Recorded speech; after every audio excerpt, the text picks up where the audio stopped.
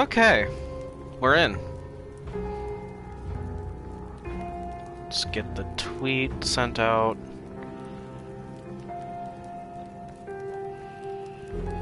Copy, tweet, sent.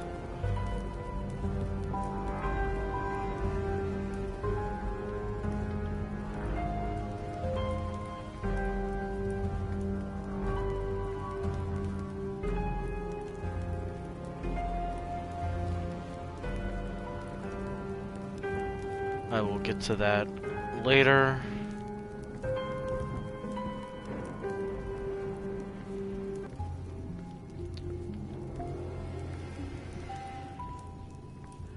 Posts.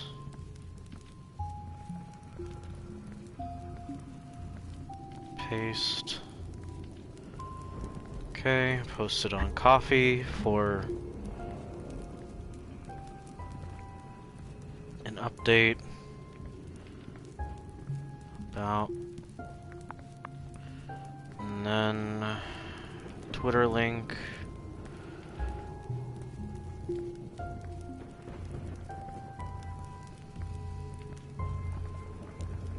Put that in there.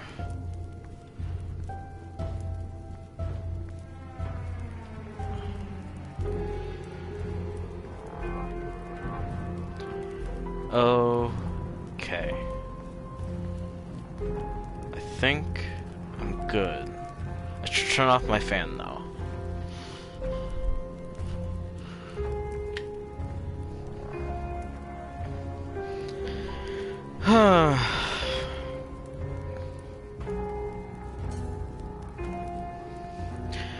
I'm part hoping that my boyfriend shows up today, but I'm also part hoping that he's asleep, because goddamn, he should really be asleep.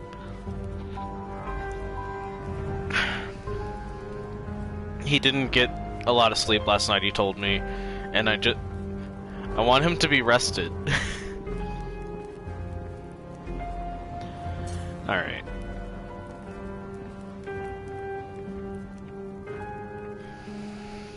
So here's the thing about Necropolis, is that it's a bad game, but primarily you have easy mode, which is the brutes, the big boy, and you know, the big gal, because why not have gendered models also? But it's a roguelike. You sort of dive into the dungeon and face mortal peril, and you die, and you get points to spend on clothes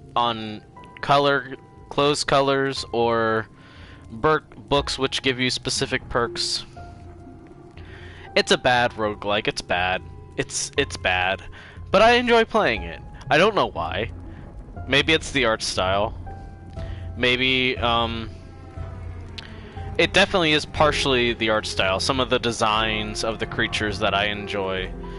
Maybe it's the fact that I can absolutely just turn my brain off and not have to worry about literally anything, because either the game gives me a fair chance or it kills me. So it's not like I have much to get mad about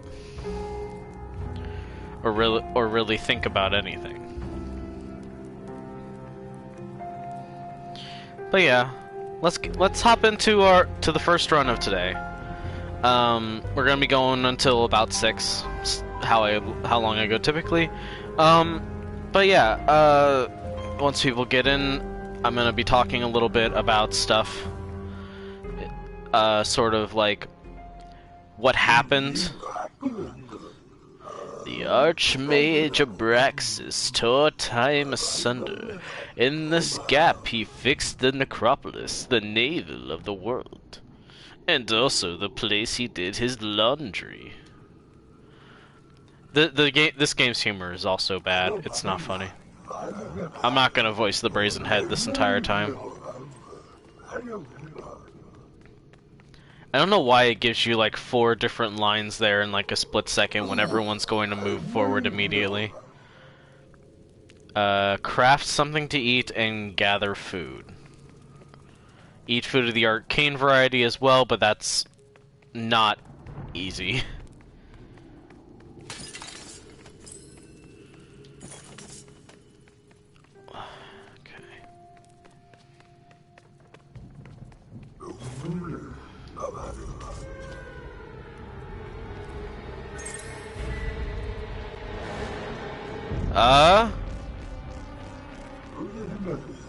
The music just decided to go off for a second. I don't know why.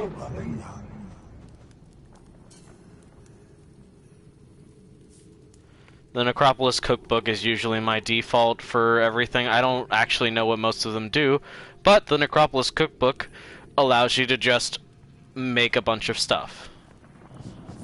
And a lot of these potions are pretty, and most of these potions are pretty useful. It also lets you know what pretty much every single potion is, so you don't eat a potion called some motherfucker's death sauce.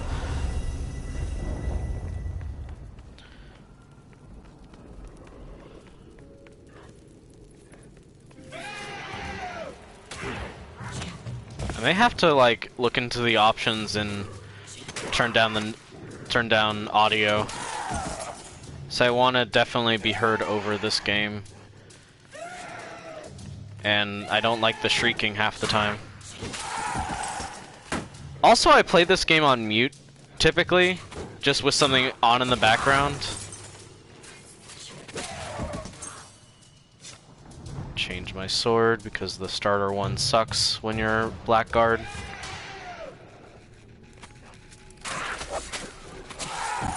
Blackguard.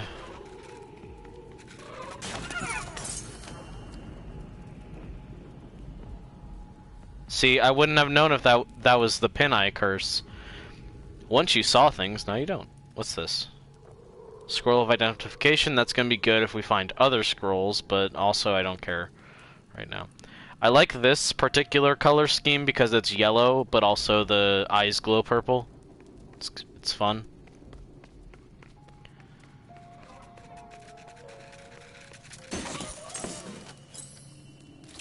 New buckler. One second. The game is not paused, but I am gonna see about... Hi, babe! Hello! Is there... Wait, is there no...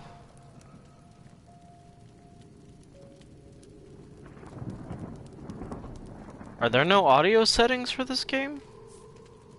Oh no, it's down here.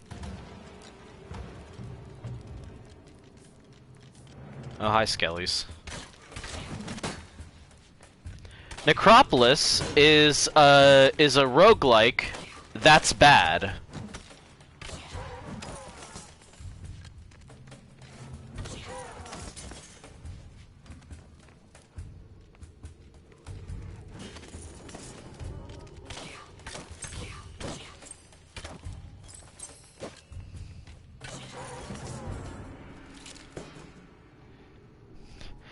Okay, that's a very simple explanation.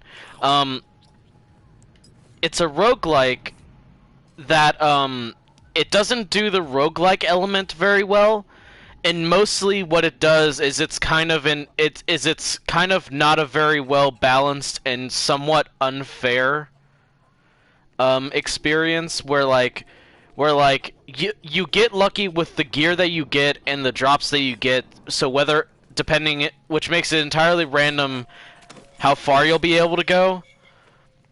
And but like I enjoy it has a very to me charming and simplistic art style. Some interesting ideas,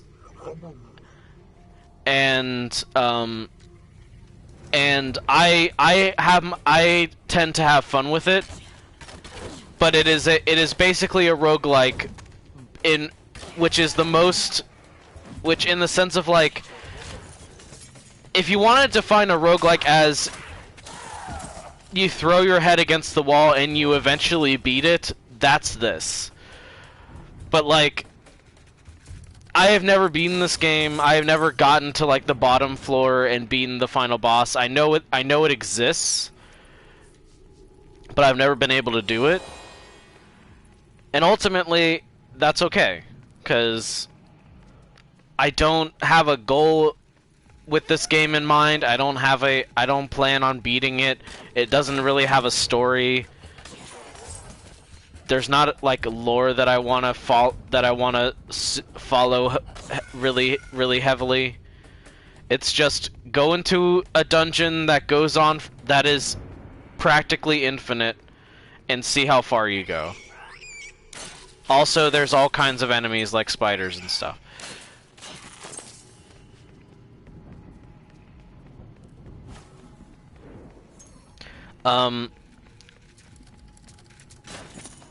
But yeah, babe, if you remember, what I was talking about a couple nights ago with, Istrathal, this is a major inspiration, which you will probably see a little bit, but like,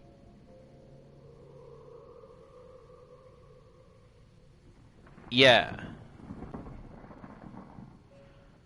Also, I have a picture saved of this shield because I thought it looked dope when I first played this game, and I was like, if I ever get a tattoo, I'm gonna get a tattoo of the design on this shield. I don't have a tattoo.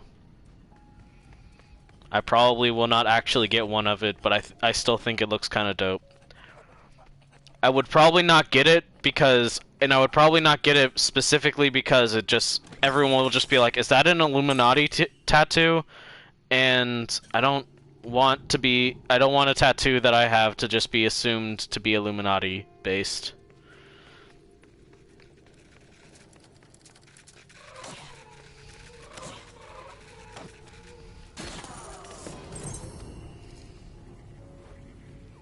The Sentinels are known for their ability to withstand and avoid damage. Whatever.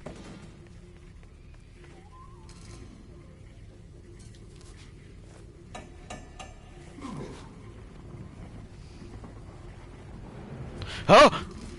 I saw him in the corner of my eye.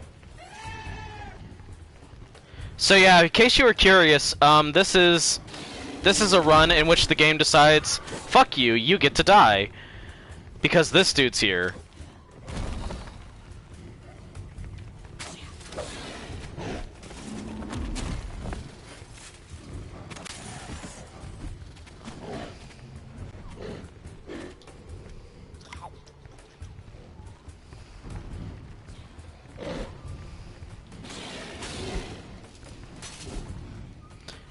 Yeah.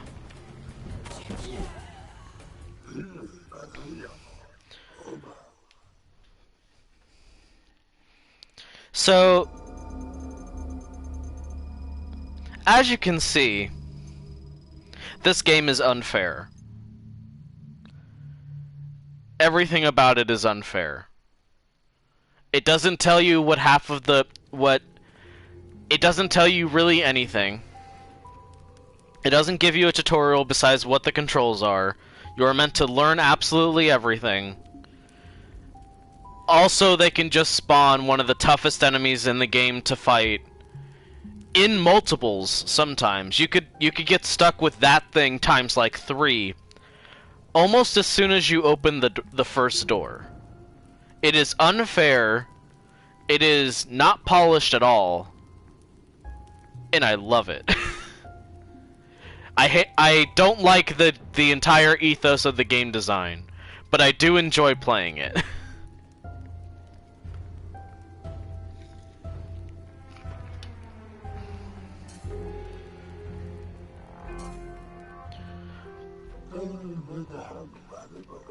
Because there's almost no point into learning...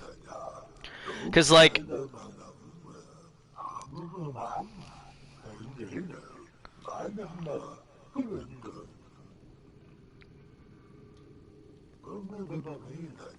Wait, oh, I didn't... I guess we're going with starter colors. Didn't mean to do that. Also, I will always go right. I don't care. Craft something to eat, kill spiders, and kill broken clockwork knights. Gotcha.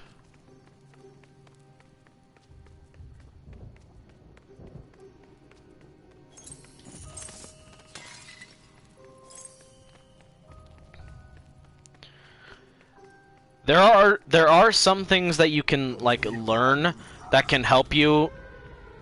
But honestly,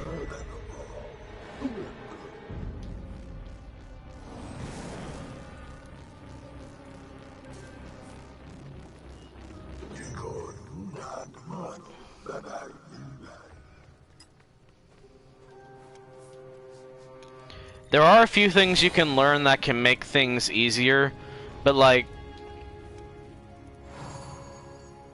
a lot of this game is just kind of weird.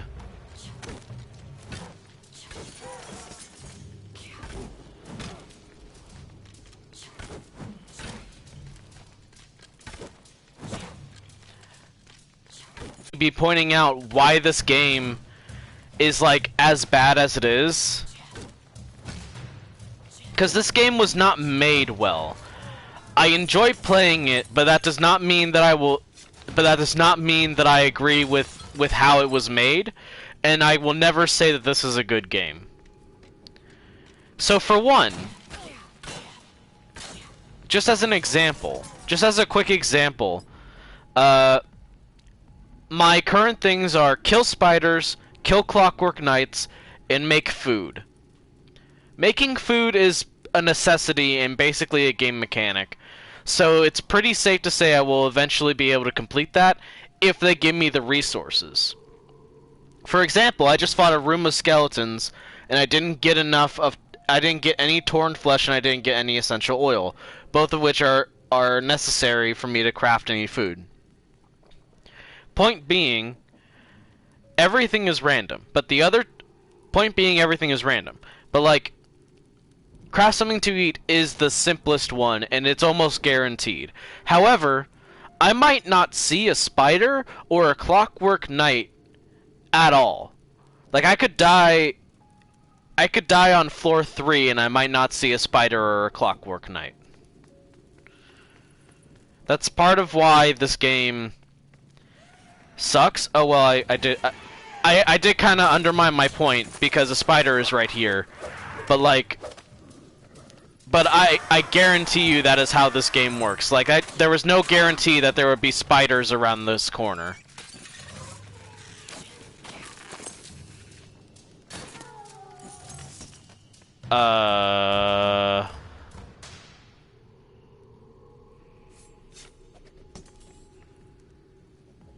I guess I have a staff now. I don't know if I'm gonna use it. But how are you doing, babe? You mentioned being kind of sleepy. Oh, and a wand. That's good. Actually, I don't think this wand is actually good at all, if I remember. I don't know if it's good. I think it does stamina damage more than anything.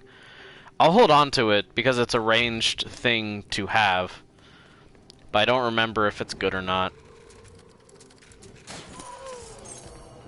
Oh, come on.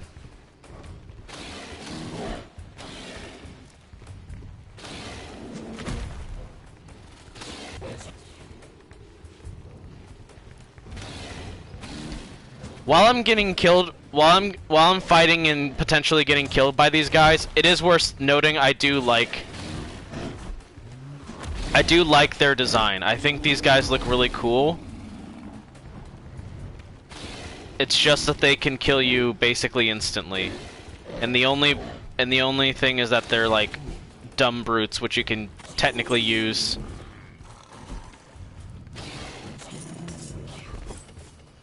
Okay. Half listening, half browsing stuff and typing. That is super valid. But yeah, see? This is the 3rd gem eater, and I'm barely out of this first... And I literally have turned one corner.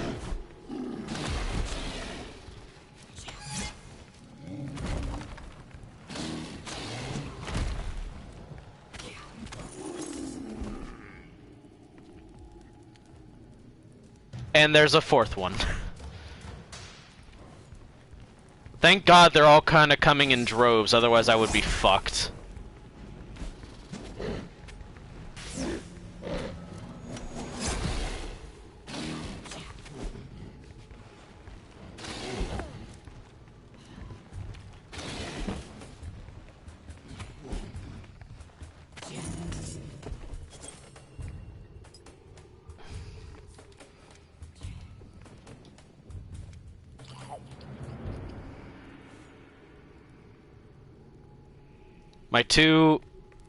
My two main tips for this game are to always go to the door at the always go to a door first before when you start, so that you get the bounties and then get the stuff, because sometimes the bounties are gather food or break pottery, which you can get a head start on.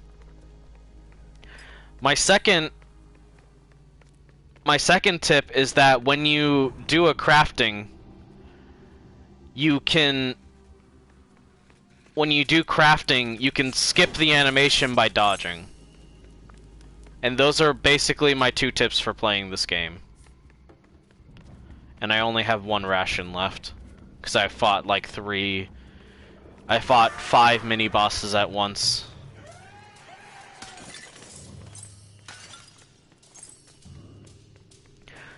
There will also be a lot of enemies what scream, because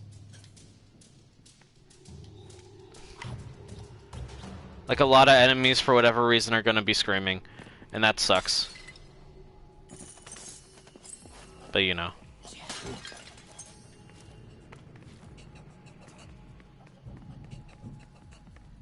Bad audio is a little bit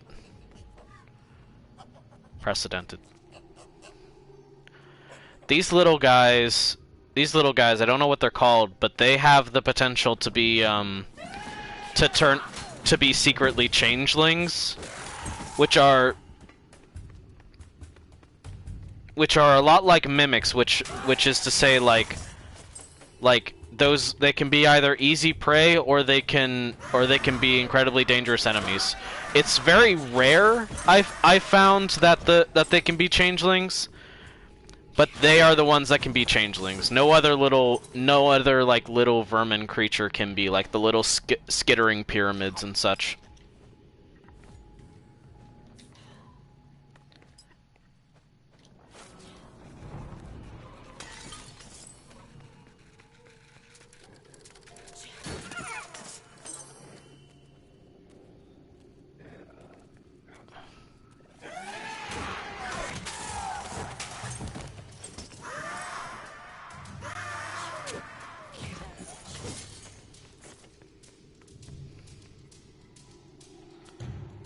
Yeah. Well, bad news. This is just straight poison, with no bells and whistles. Sorry. That's just how this game be. And if I had a different, like, starting perk, I wouldn't know that that was death sauce. And I would just try, and I might just try and drink it. Potentially. Okay, Potion of Vigor is good. And purple scrolls are usually good.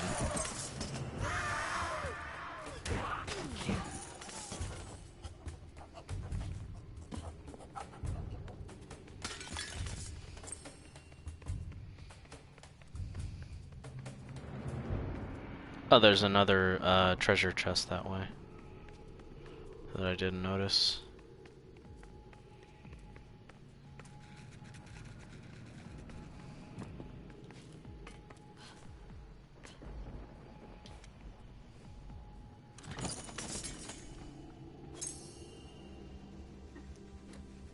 I already have a Ulzister wand. I don't know what it... I still don't know what exactly it does. I think it does very light damage to things. Dang it.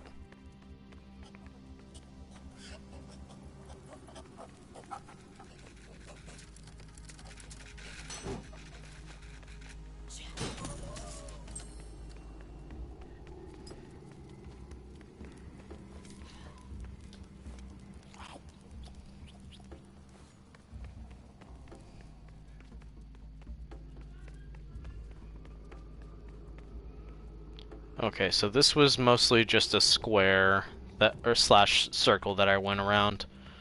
So the right way is this way.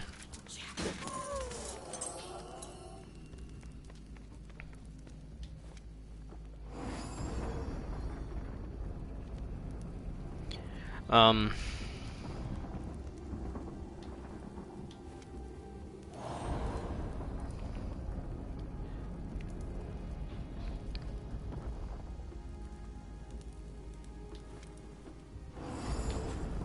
But yeah, so this is what my story about Istrithal would be loosely based off of, but I want to like take strides into making this interesting where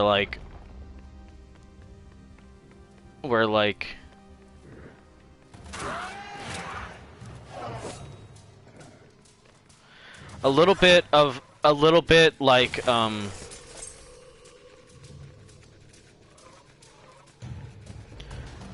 sticks, where like there's probably a massive central landmark that everyone believes is the objective, but like it's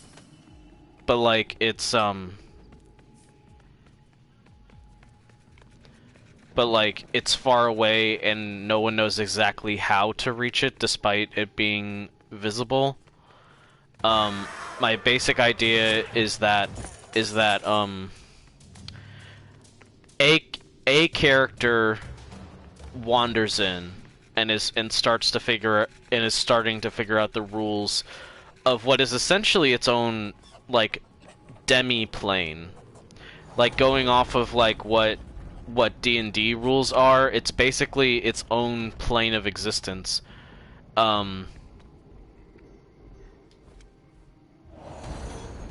Hey V's. This game is bad. And I've talked briefly about things that specifically make this game bad.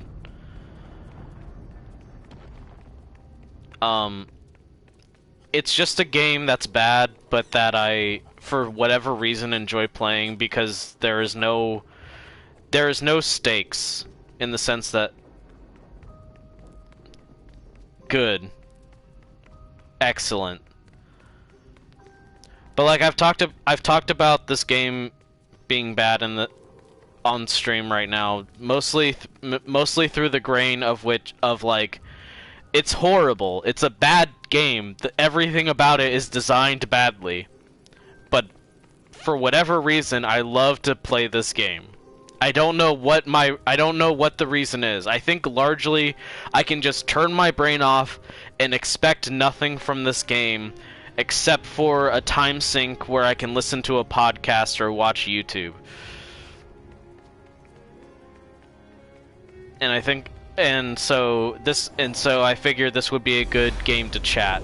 This game also has some stuff that I had just started talking about, like some things that are interesting to me insofar as they have inspired some ideas. Oh god.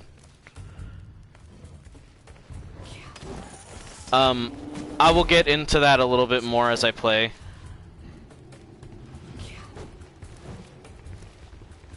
Oh good, 2 of them.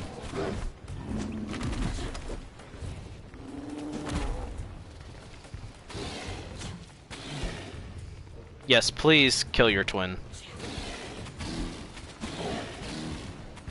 Kill your buddy for me. That would be great.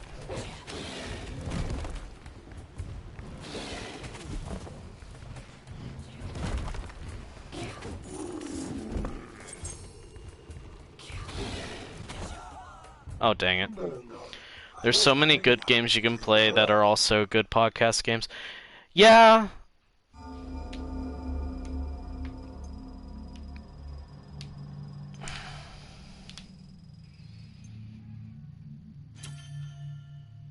Oh, hey, token of favor.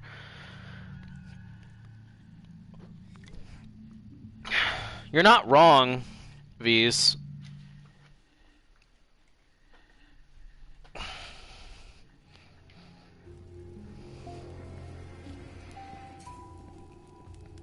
I'm also probably on a bit of the weird side in that I kind of love the art style of this game.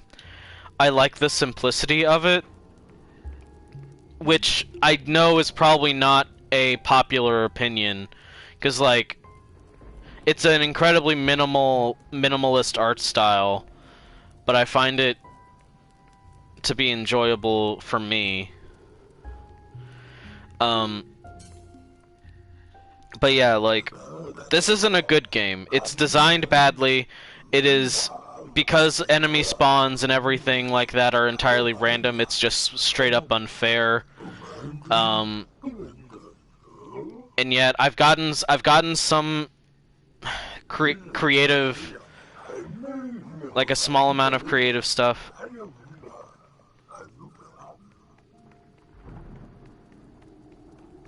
Well, that's the thing, is I'm not saying I'm weird for liking something that's common. I'm not trying to say that. I'm saying that I don't know if this art style is well liked. So, but like I like the art style because it's minimalistic, and I don't know if like that is the popular opinion. So I don't know if I'm being weird or if I'm with the majority here. I just think the rest of the game I know is bad, is what I'm saying. Like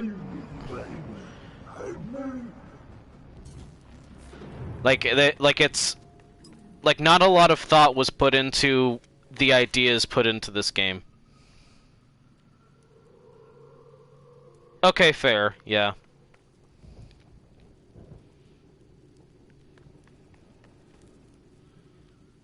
This is a very common style.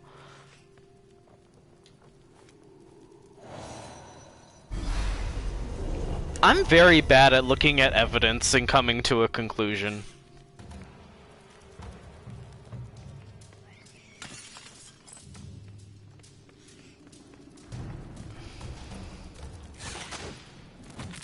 See what was previously mentioned. The Troll Hunters Netflix show is a shonen, etc. Why is...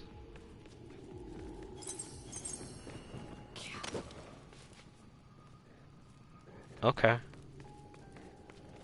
That wall is glowing. Why, we may never know.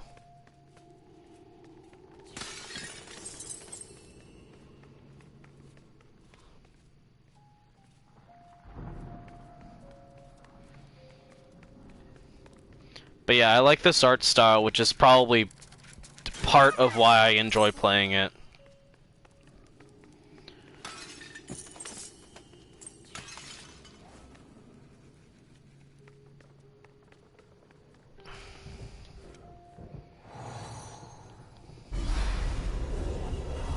I just wish the actual game, like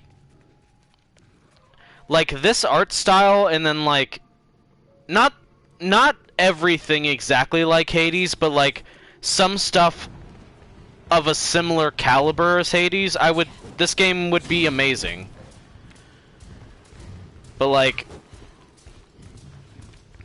this game has no design philosophies really similar to Hades. It has no bosses, and and largely a lot of bad ideas. Like, everything is random, and you can just get these two over and over again.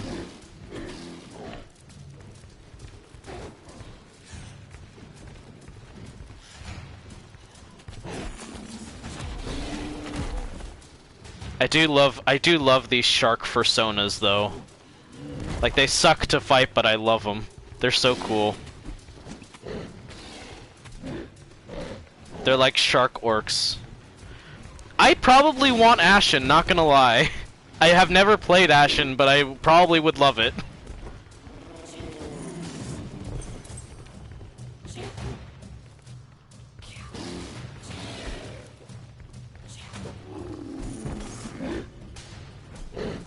Souls like with a simple art style and cool world and lore. Nice.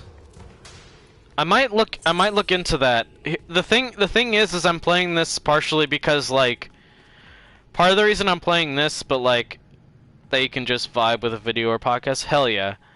Part of the reason I'm playing this though is that it's been in my library for ages, and I don't have to spend money on anything right now. Because unfortunately, while very recently there has been an update in it, I thought I was going to have more money by now. But that's the only. But I can't really talk too much about that. Nor do I particularly want to.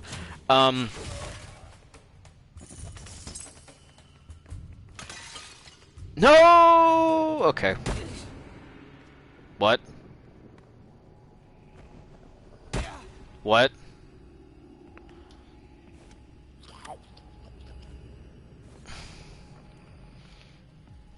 For reference, this is supposed to be like a thing where you're like, oh, you fall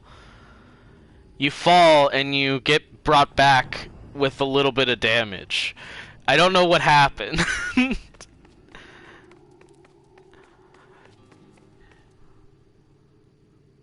The kill plane just didn't happen. Okay. The kill plane just said not today.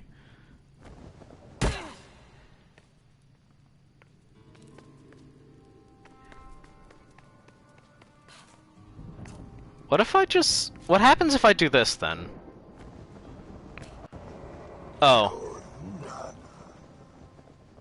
Well? What? Huh? What? Where am I? Where am I? Who are you?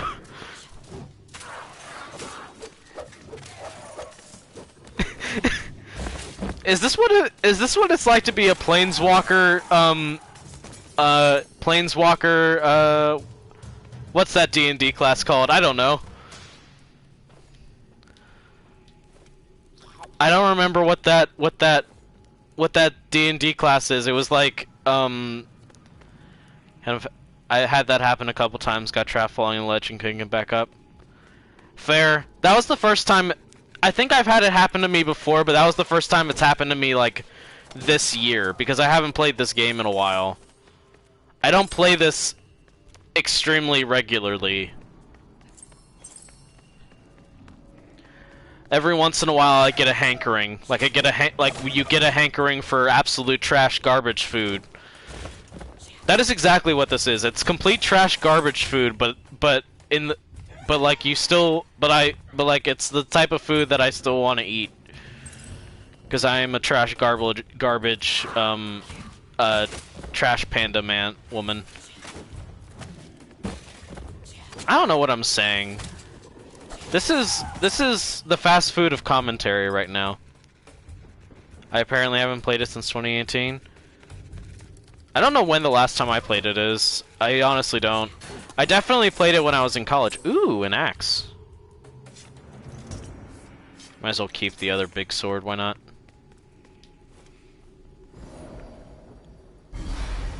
But yeah, I think I'm gonna go the other way.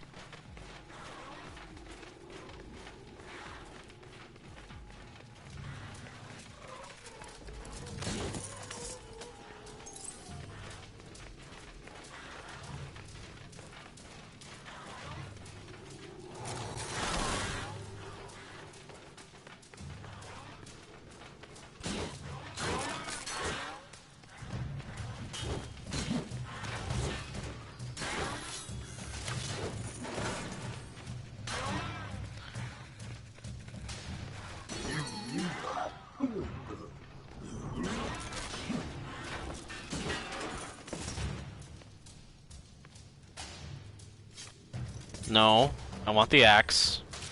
I want the tall shield.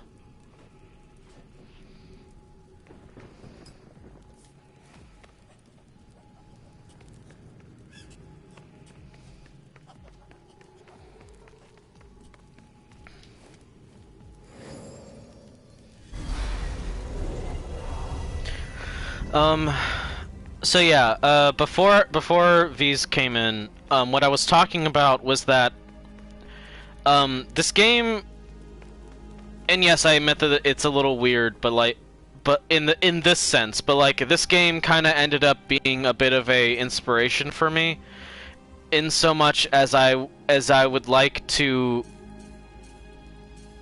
take this idea and expand on it. And for context, my idea for that is a story which surrounds a archmage, which I'm calling archmage just to be like, oh, powerful wizard. But like a D&D ass archmage named Istrathal, who is a dwarf, and I have kind of a whole origin story for her. But like this whole kind of plot line of this something similar to this, where like it was lost kind of to time, and there's a bunch of mysteries and lost knowledge inside of it, but like no one who finds it, if ever, returns, and no one, and like inside is like basically its own full-on demi-plane of existence, of where it intercedes with different other planes, like elemental planes and so on. And like any countless number of people have been stuck in it, either by choice, or they've chosen to bear, like, be able to like try to be able to survive inside and figure things out, and like planeswalkers and stuff. One scene that I've always had in mind is like a Durgar coming in just specifically just because they're like the Istrathal's menagerie, which is what I'm calling it for my story. Like specifically, just the place has good ore that can be mined, like magically charged ore that's kind of specific to this plane, and then the elemental plane of Earth, which is not as friendly to most other creatures. But like that's kind of an idea I've had swimming in my head for a while, and I've been wanting to talk about it, and also just I think I want to actually start writing about it. It's an idea that feels somewhat fully formed in my head, and I kind of want to get it started and think and just like do it. And so part of why this is just a chill in chat stream with Necropolis is that I really want to make a third tier on Patreon where it's access to chapters as I publish them. I'm not sure if I'll make it a monthly or per entry sort of thing, because I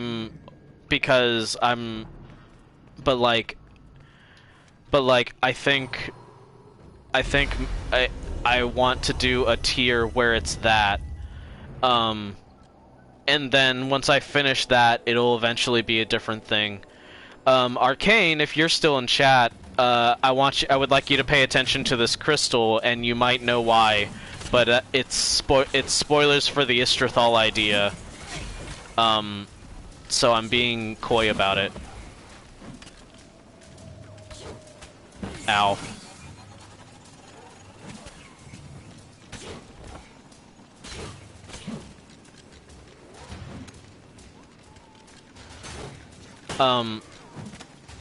Sorry, but there's a crystal outside. You can kind of see it right now. It's like red and spiked, and from it, oh, those do a lot of damage. So, explanation. There was a big crystal outside that I got pushed away from because there were a lot of enemies. From the crystal, a bunch of glowy red dudes spawned. If you remember what I was saying, which resulted in you saying, I want to hug the dungeon, if you remember that, that's partially the inspiration for it. And that's all I'm going to say, because I might talk about it more, but I just kind of want to chill for a little bit. But yeah, it's a plan. Why the fuck does it give you demotivational quotes when you die? Because this game, I think legitimately this game hates you. This game is a sentient thing and it hates everyone who plays it. Which is fair because I also hate it. Not really. I don't hate this game. I don't have it in me to hate this game. But like this whole game is like incredibly sarcastic. It takes nothing seriously. It gives you a potion called death sauce, and it's just like, yeah, this is straight up poison, and you may or may not know it when you drink it. So have fun. It's a very rude game, incredibly rude to the player. And that's part of why it's bad, because it's just unrelenting without any fun. Well, I take it back. It's fun for me. Specifically for me, it's fun to play. It's easily harebrained. What other games have they made? What other games has Harebrained Schemes made? I haven't ever looked it up. I think I looked it up when I was like way younger. But I don't remember at all. Why does the music always pick up when I do that? Whenever I go to that corner, it always picks up and it's super weird.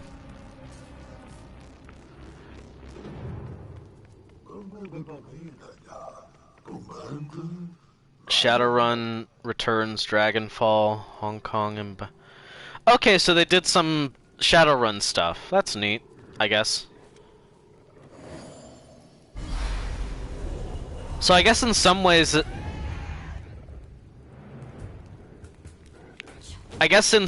it's this is more of a dip in, well, Shadowrun is pretty fantasy. They did the 3 Shadowrun games that matter and then also this. Excellent. So these guys, I've actually looked up. I get too invested in bad games.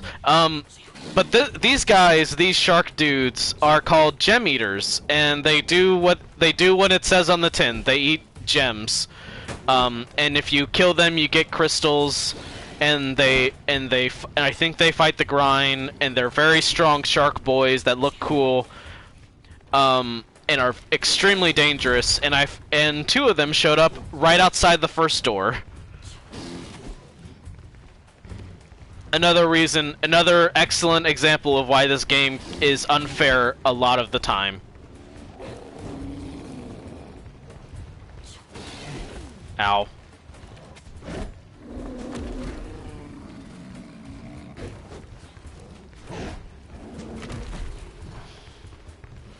Hey, just...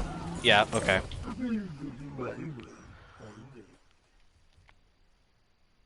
Yeah.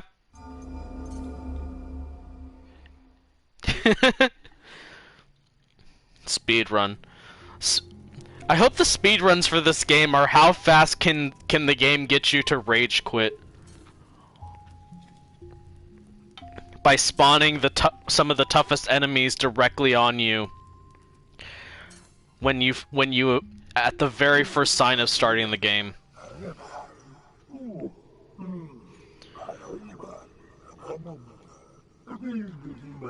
I think we've seen this one multiple times. I don't care. I don't care. I don't care what you say, Brazenhead. But yeah, one of the things in the Istrathal story that I wanted to emphasize a little bit is that like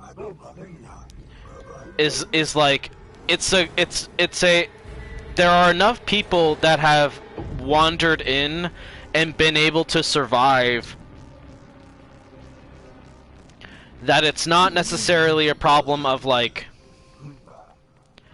that like there is eventually a civilization inside. There is eventually a civilization inside of it because a wizard's a wizard's like magically created menagerie, I feel like could, if a bad enough thing happened, I feel like that could become its own demi-plane of existence, and that's like part of the idea I've had with the Istrethal thing. Is that like it's just kind of a story involving some of these ideas, but fleshing them out and making them interesting. Like for example, the simplest one: why is our character here? Why is our why is our adventurer here beyond just being the player character? Is one thing that I've wanted to explore a bit. Also, you might be happy to know that that I deliberately made it gay in my story, because Istrethal, I specifically made have a love interest who is the partial inspiration for it. If that makes sense. I don't like you. I don't like this dude. But like, of course I would make it. Of course I would make this anything I write gay, even if it's based off of something.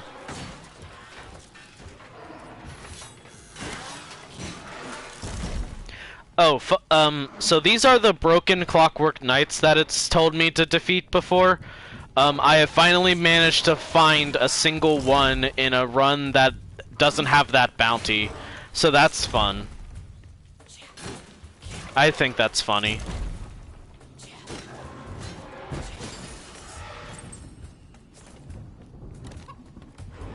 Was that a chicken?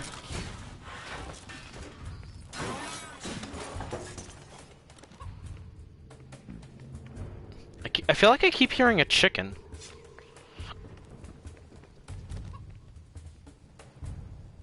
Oh, that's the vendor in the chest, I think. Although I don't think they're actually near here. I think they're on the other side of the wall. Is that the heavily updated version of the game that fixed a bunch of stuff?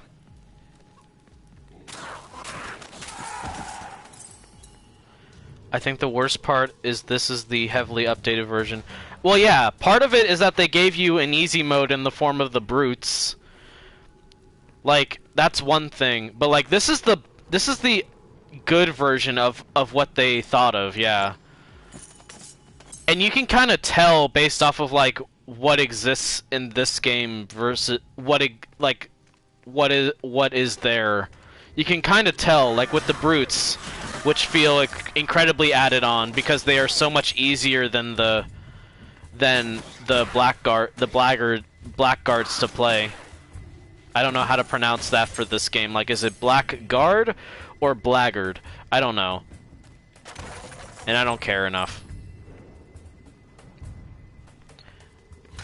I don't remember if I ever actually played the launch version. I just can tell that a lot of it is different.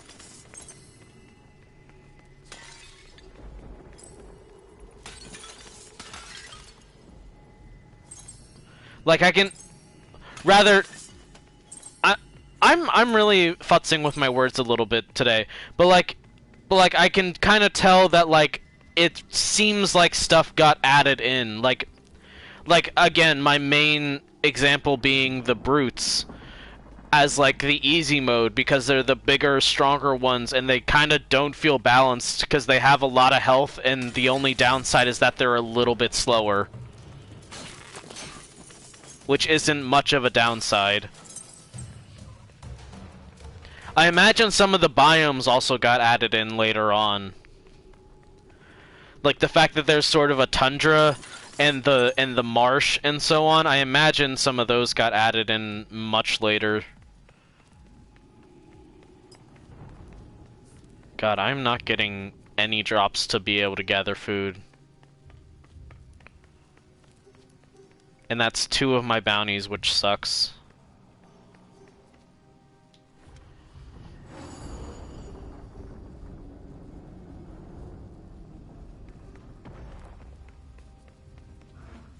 Well, there's some food.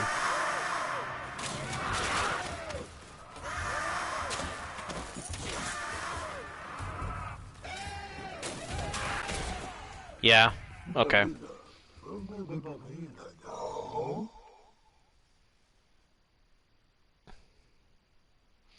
I didn't know flenced was a word. That's kind of fun.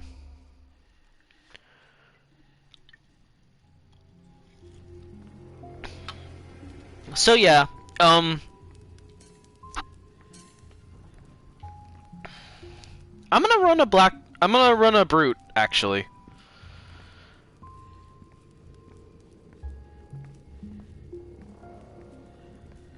I'm gonna run a brute for a sec. Ooh, pretty. Let's go.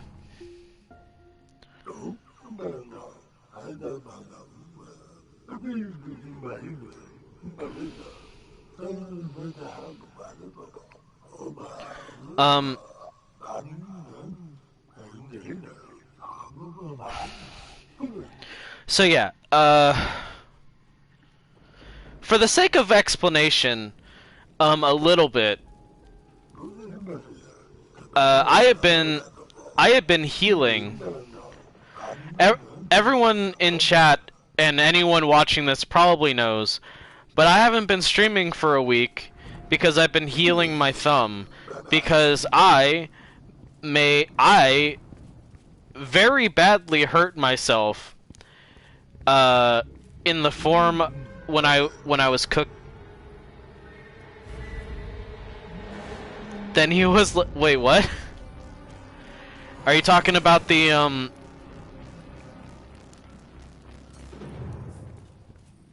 Are you talking about like something the Brazen Head was saying?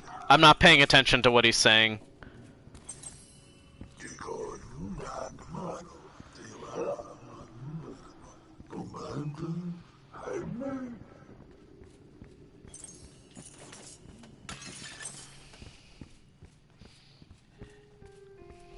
Then he was like, "Sorry, dude," and split.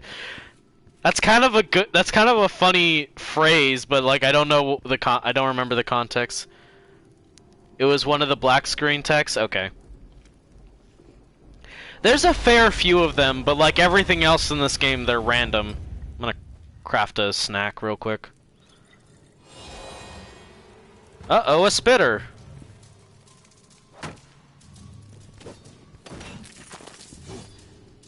Something about Tiamat ripping someone's skin off to make mountains. Oh yeah, I think that's...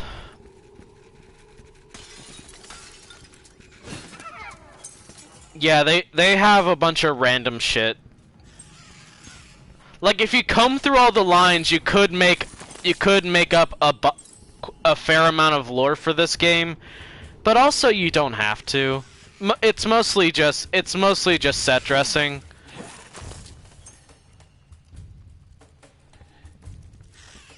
That's pretty par for the course for creation stories.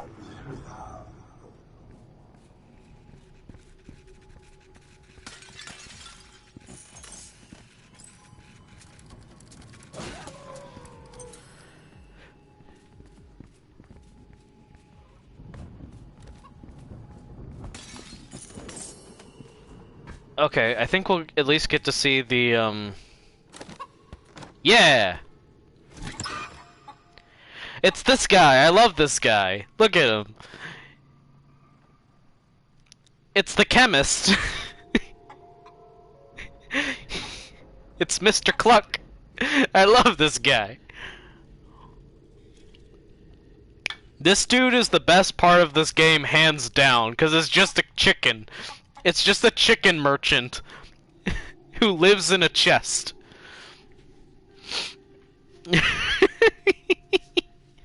I love this dude. Okay, so selling potions of vigor, lapis primus, I think is one of the best. Stuff. I don't. It's one of the best healing potions, I think. Mystical boon is okay. Infernal Peace is not. These recipes will probably come in handy. I don't have a lot of money is the problem. I'm I'm gonna get the iron ration, and that'll be it.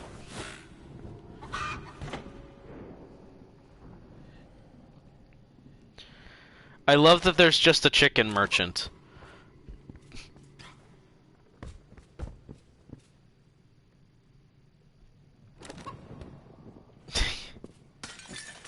That was the clucking that I was confused about, but I died before I could say hi to him.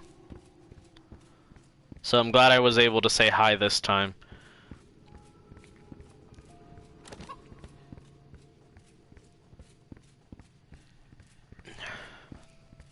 So yeah, just for anyone curious about specifics, I was supposed to be prepping a beef pot pie recipe for my mom, basically getting it started, and probably cooking it for the most part all on my own, like getting the stew and stuff, like the filling for the pie done. But I got into the shallots, and like my thumb slipped, and like using the doctor's own words, I basically almost cut the tip of my thumb off. Like, without exaggeration, I almost cut a part of my thumb off. Like, through the fingernail. It was awful. Amazingly, I did not bleed on any of the carpets. Like, we have a couple of carpets in the kitchen, which is not, I don't think is advisable, but we do. And I didn't bleed on any of them. Meanwhile, my dad spilled some, Meanwhile, my dad later spilled, like, some chili sauce. Like, some chili pepper sauce on him. I just think it's funny that, like, I was bleeding profusely and freaking out, and I didn't bleed on the carpet, and then my dad spilled something.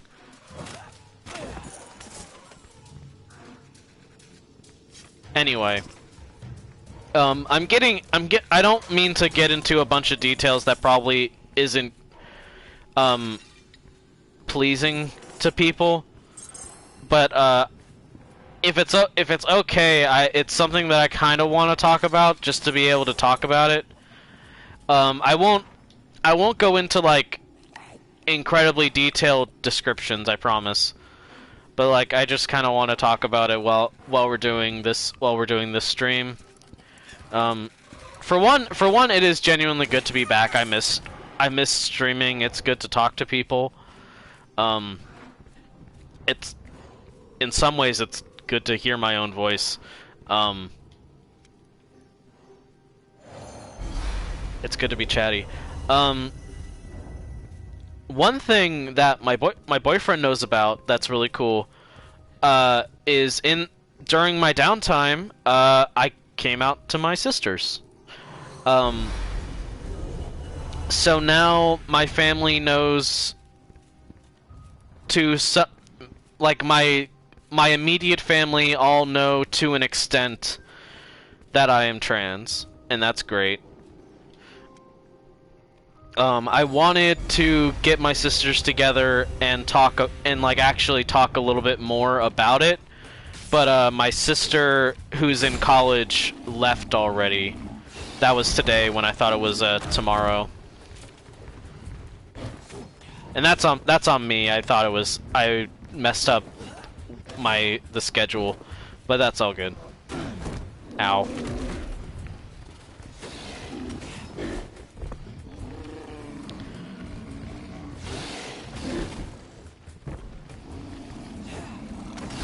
Why didn't you take damage?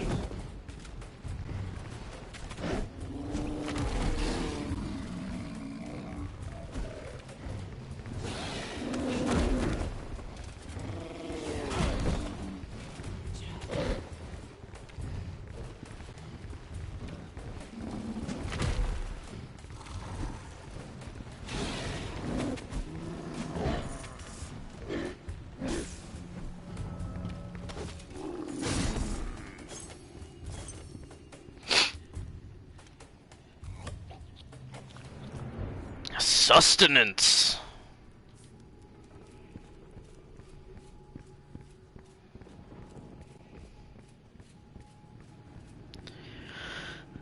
What else can I talk about? So I guess some fun little facts about Istrathal. She's meant to be a dwarf. I've always had it in my mind that she's a dwarf, partially because it's very rarely that you get dwarf wizards, and I think a dwarf wizard would be cool. Secondly, I also have this strong image of my head where her characteristic hairstyle is like a braid, but like her beard is braided and her hair is braided, and they both kind of come to one side and are braided together, to sort of symbolize the infinity, which is part of what her menagerie was eventually designed to be, kind of infinite. At least seemingly so, like a very large place, and especially because of magic, things, that's kind of what happened, if that makes sense. So I've always my image of her has always been tied to like ideas of infinity, and like her hair doing that loop is like a good example of that. I tried to make like a character sheet for her where she was technically like level 40 and she was an artificer and a wizard, but like, one, broken as hell. Two, never got around to ever using it because when I tried to DM this world, it was basically my only time ever doing a DM type thing, and I don't think I did well. It did not feel like I was doing a good job as a DM, to be perfectly honest. My idea was to make a bunch of things like random chants, like everything, like all the rooms that you walked into would have been random, and it was basically just kind of random challenges that had like some hints as to like larger things going on, but like that's not good D&D. That's not good storytelling for most people. That's not good anything. Like it works for a video game like a roguelike, where so that it's like a random thing, but like no, it just wasn't worth it.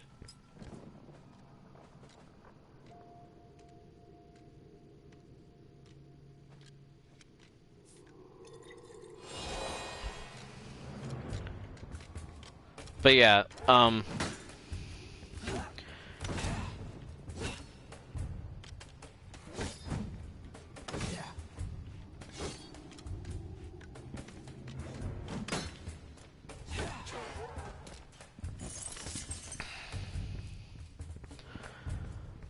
also, in one-on-one fights with weak enemies in this. Oh, I didn't mean to eat that one.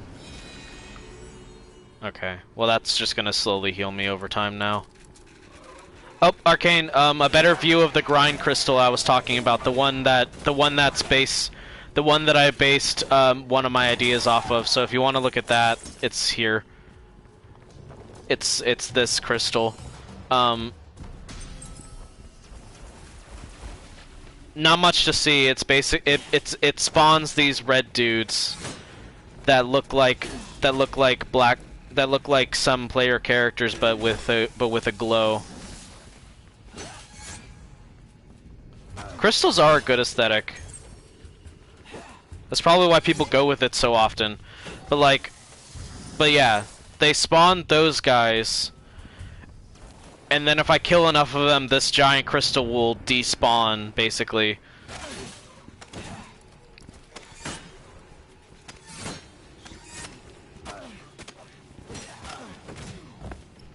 They're kind of kicking my ass a little bit.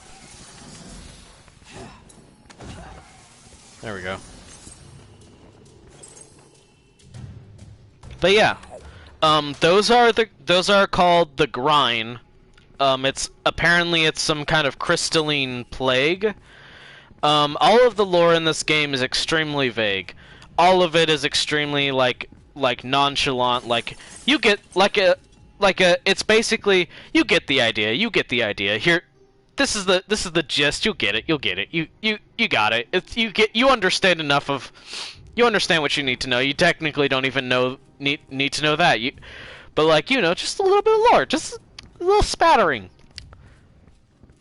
It's like oh, yeah, our food is seasoned and the only thing in it is salt. Ow.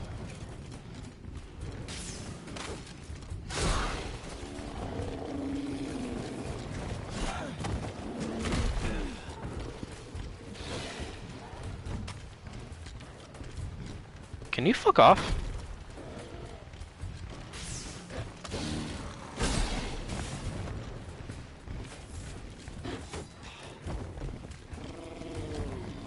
And like I've said, I really like the design of the Gem Eaters, even if they are one of the tougher enemies, and they're very intimidating and make me nervous whenever I'm like interacting with them. I mean, you can't go wrong with just big shark monster. Dang it, I walked into a spike trap. Don't blame me. You're the one with the weapon. I mean, I guess so.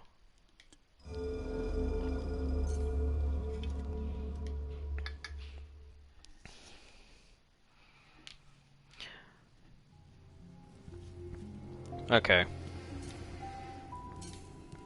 Let's stick with the brute for a little bit.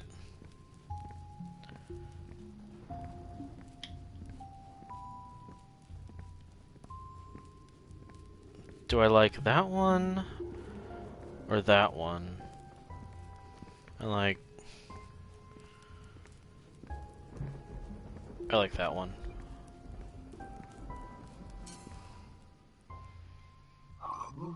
There's also multiplayer in this game.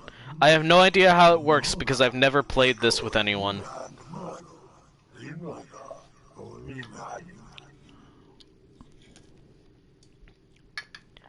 And rat things with the ability of human speech.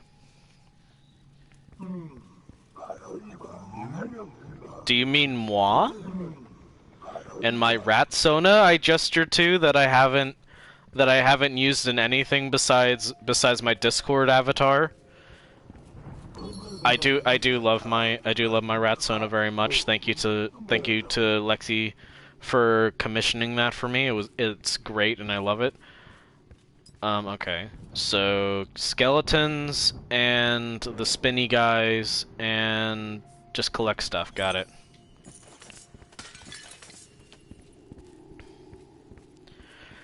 Creature's remains are basically any crafting item. So by going to the door, there's a reason why it's 50. Why? Every single time. Every time. Every single time. I go over there and then the music freaks out like I'm about to fight the boss. Like the final boss, if it feels like whenever I go over there. Every single time. It's hilarious, actually, now.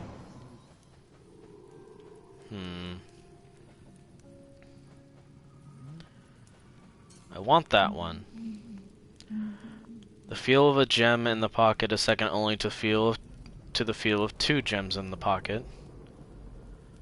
I can totally make that jump, totally. Now you can too. The key to a good defense is a good defense. Stupid. Make sure your feet are shoulder width apart, plant on the ground, and slightly bend the knees. There, now you won't get knocked down. Okay. The descriptions are not helpful in case you haven't noticed. Jumping is easy. Just jump. Just push off the ground. Dodging is just a little scamper in one direction. It'll take way less effort if you follow my easy 5-step agility training plan. Okay. Unlock your inner power potential. Once you know the secret to power attacks, you'll be able to bust them out all day without feeling a thing. Show off. I want to get this one and try it out, because the sound of being able to do power attacks more, that sounds like what it's saying.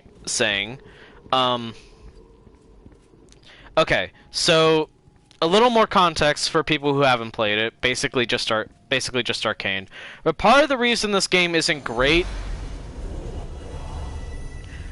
part of the reason this game is not amazing is that the roguelike element to it, where the only permanent currency are the tokens of favor, where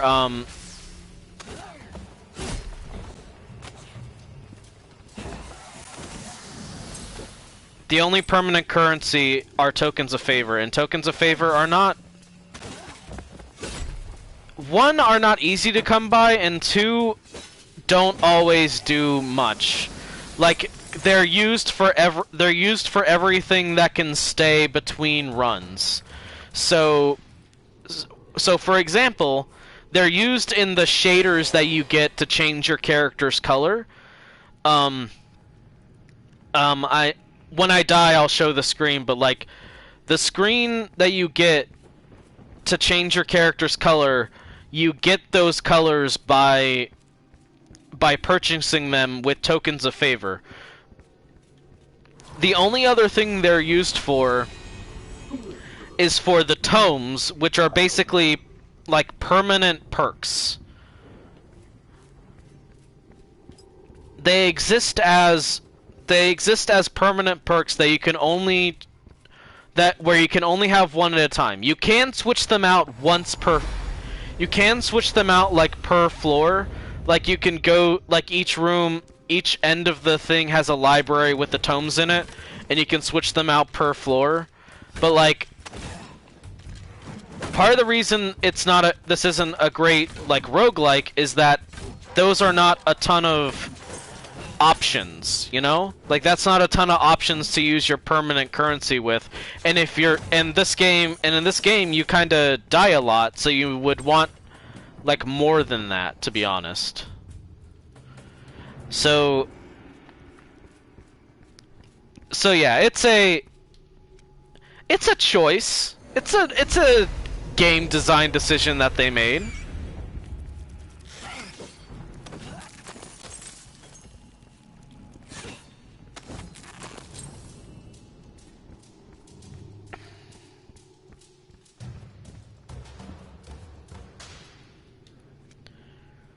This game also continues the tradition of like things that I'm afraid of in real life look kind of cute. Like the spiders in this, I think, look kind of cute, even if they're not like the same kind of video game spiders that look fluffy. Like in Don't Starve and so on. But like, I think these ones look cute. They're definitely a lot more spider-y, like a lot more like actual spiders, with the fact that they have very thin legs and so on. I'm not going to describe them too much because like, hey, they're already on screen. The people who have arachnophobia in chat do not need me to tell them.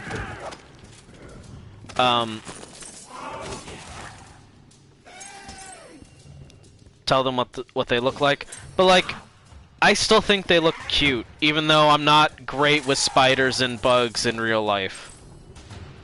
I don't know what it is about video games allowing me to view things that I'm usually terrified of as cute, but I guess it happens.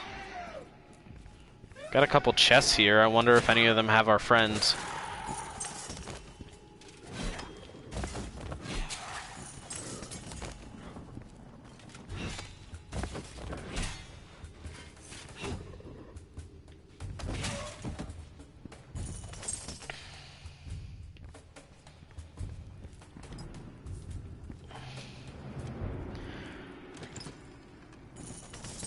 Ooh. This axe is a good axe. So that's good.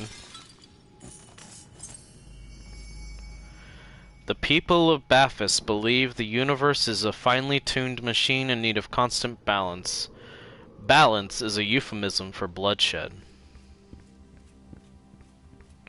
I guess the blood is meant to lubricate the machine. Which it wouldn't be good at. Blood is a horrible lubricant.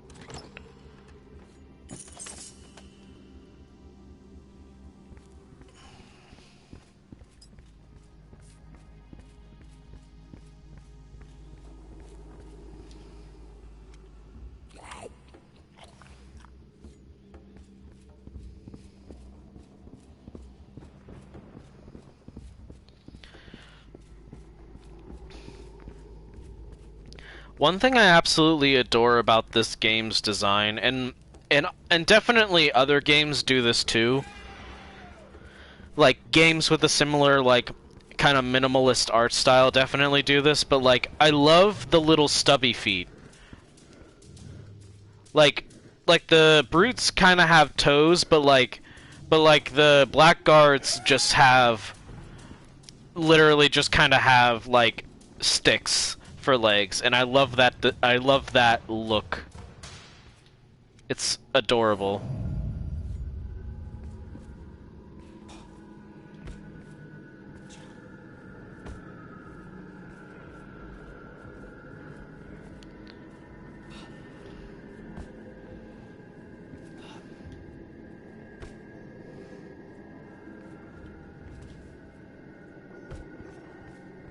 Wait, what?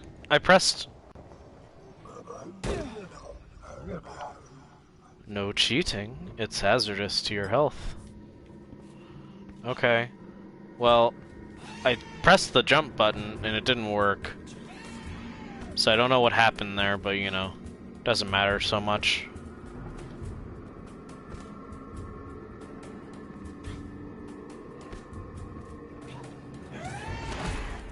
That didn't work.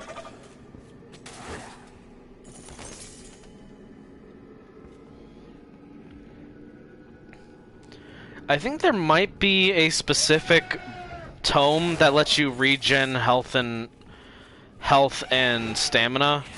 I need to look at that, but I'm pretty sure that's one of the potential things that I can one of the potential perks that I can equip. There are a lot of different ones, and none of them have helpful descriptions, so it might be a little bit tough, but you know.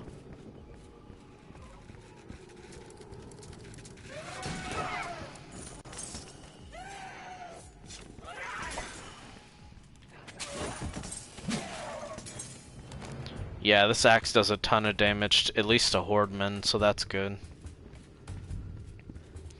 I should get some hydration. How is everyone in chat? I hope y'all are doing well while I play this really interesting game.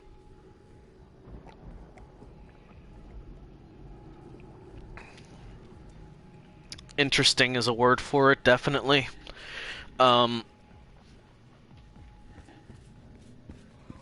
This will probably be one of the only times I play it, unless I need another, like, thing just to fill out a stream slot and I can't think of anything.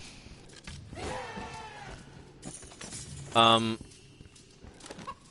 really do like playing roguelikes, and in the event that I can actually get, like, Hades, and, in the event that I can actually get, like, Hades definitely is one. Ashen, now that Visa's brought it up, is one that I want to try. But like once I can actually get those games, I would think I'll have different roguelikes to put on, which is good because I think I actually do like roguelikes. I think roguelikes are fun to me. Now that I've seen what Hades has to offer, and also I played this game.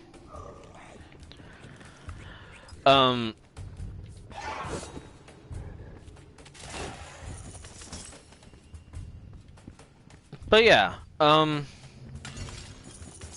It all depends. I'm hoping to be able to get funds soon.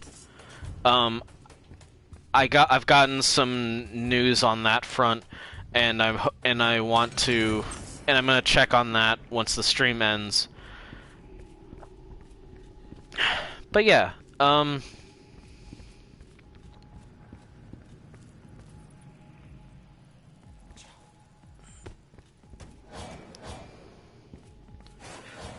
one thing about this game is you start to recognize some of the encounters.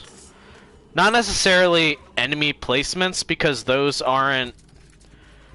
are pretty much entirely random, but you start to recognize room shapes.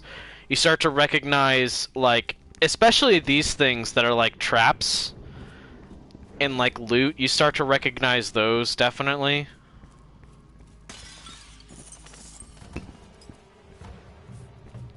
I cleared 2 objectives, which is pretty good for the first floor. Like, honestly, if anyone watching wants a quick description of like the gameplay loop, it's basically bang your head into a wall, eventually get tokens of favor, which are the permanent currency, and then hoard those for either fashion or for perks that you want. And yeah, that's basically it. You just kind of keep going, and you either will eventually beat the game, like you might eventually be able to get to the end, but like that doesn't actually stop the runs. Like, you will just keep going, which is part of why I really want to do Hades, because that game technically has an end to the story, but like you can still keep going and do other stuff. Like, it honestly, like, in terms of concept, and like I get that these two games have very little in common, and so on, but like in terms of basically everything, I feel like Hades does everything better compared to this game, up to and including the sassy dude who mocks you as you make progress. In that game, it's your dad.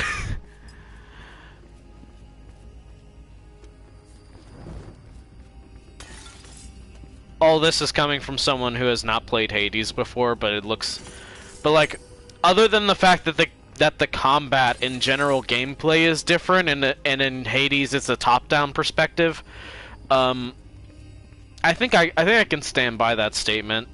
Like, the idea, like, a lot of stuff that this game does conceptually, Hades is just kind of better at doing.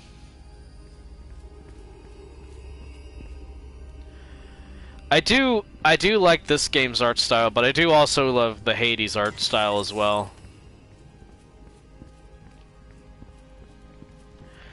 One thing that I do appreciate about this game, even if they're not like characters, is that I love the 3 vendors. The 3 vendors are Old Man who crouches and looks like a Yoda. Bird who sells you recipes and potions. Creepy guy who lives in the vents and reaches out to you and sells you random shit. Like, if nothing else, they made decent seeming, they made decent ideas for vendors. And I'm being kind of facetious and a little silly about this, but like, eating is overrated. No. Don't feel the burn. Instead, take it easy for a second and get back to fighting sooner. I think that one lets you regenerate stuff, but I need 3 more of the thing. Over here, I can't afford it, but these will give you a blessing, which is basically a health boost, but you gotta pay for it. Set the Nogwal of Tefet patrolling the halls after he lost his glasses and insisted they were stolen.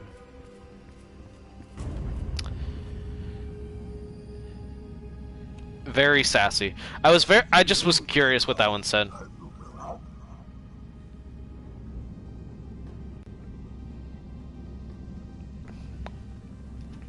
You also don't get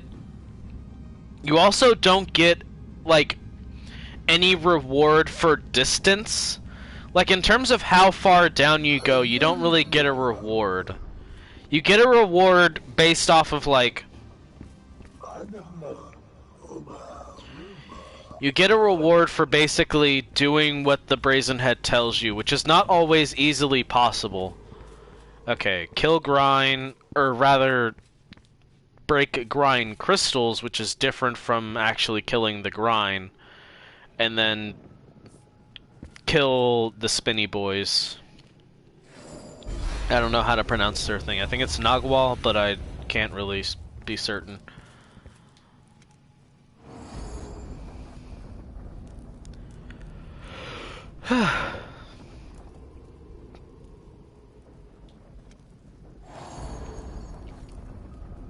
The character that I want to be like the main character for the Istrathal dungeon story when I finally start writing it,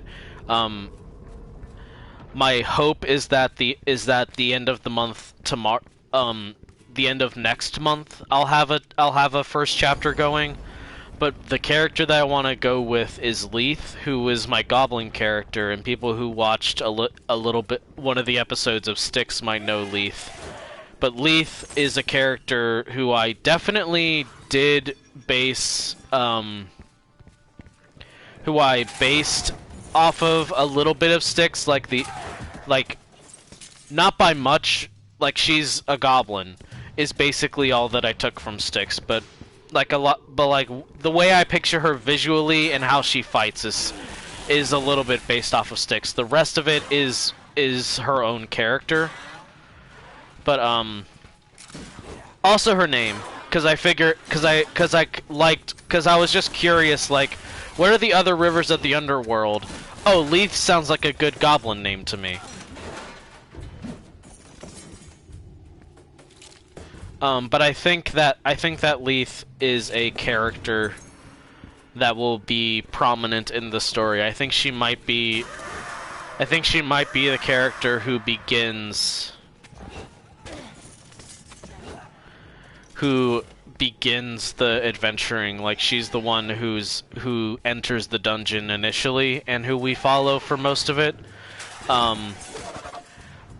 character that I want to join her is this idea I've had for a lizard folk character who is an adventurer purely because it is the most efficient business model for doing things.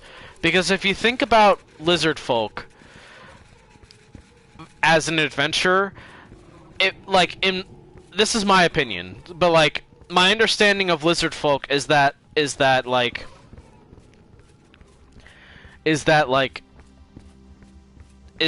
they want to be good at surviving, and the way I imagine it is that like this lizard folk sees adventuring as this. Oh, these people are telling me where I can find food, and then I come back after I deal with that food, and then I get paid, and then I can buy more food. Which is a little bit fucked up, but that's kind of the way I like a lot of my characters. A teensy bit fucked up, but in a fun way.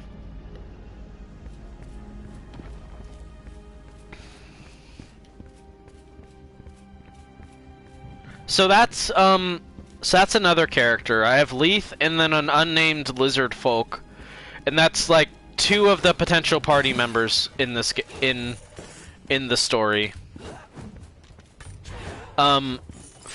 For clarification, they are not party members that would join Istrathal. They would be party members that are exploring Istrathal's menagerie after the fact. Because Istrathal's menagerie, the whole point is that it will eventually, that it eventually kind of fell into disrepair and then kind of a little bit disappeared, technically. I hope this makes sense, and I hope it's intriguing to people listening. Ooh. We can see the swamp biome down there. It looks like a mushroom because that's where the mushroom enemies are. They are scary and dangerous. What is this? Oh, I guess I can just always craft that. That's kind of cool.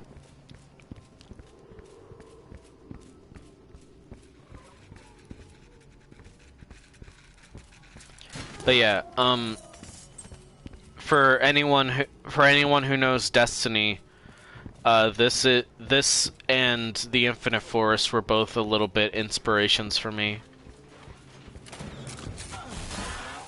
Interesting that the Grind and the Clockwork Soldiers aren't enemies, because there are enemies that are hostile to each other. And apparently the soldiers, the Clockworks, and the Grind are not set to be hostile to each other.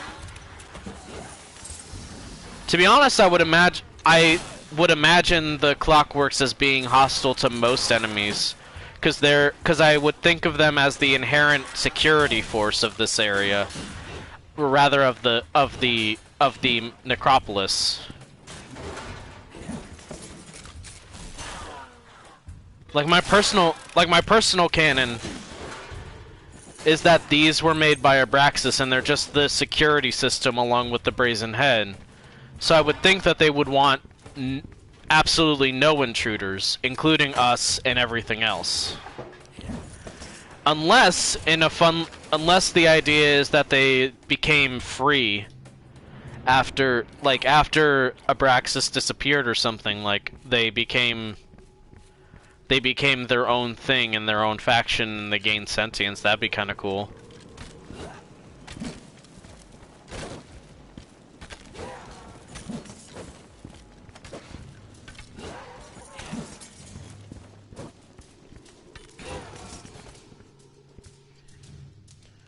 One second. Should be good to check something here.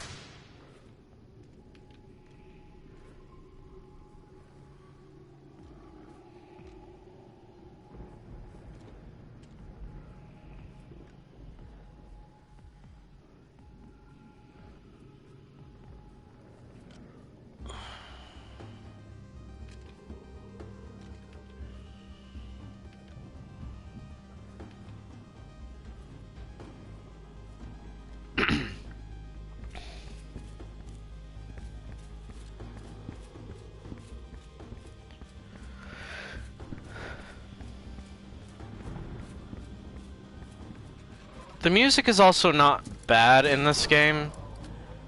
Like, it's nothing amazing, but it's serviceable. It's kind of atmospheric. I like the electric trills to it.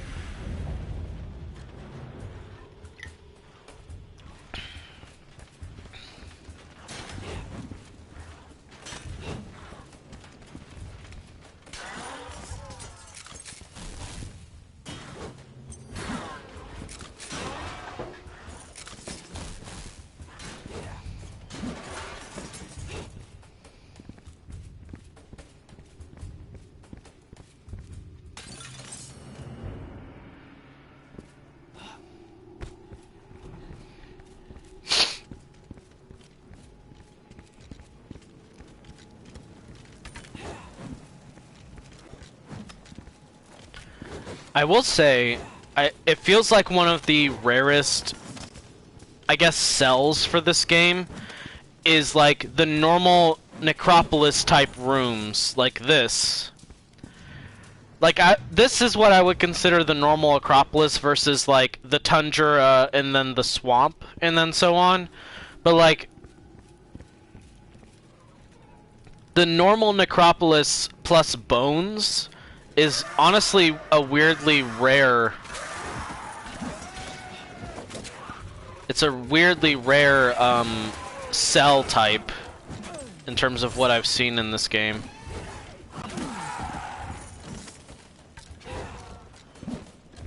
I also like the skeletons. I like a lot of the skeletons, to be honest. But I'm a sucker for necromancy and stuff, so of course I would like the skeletons.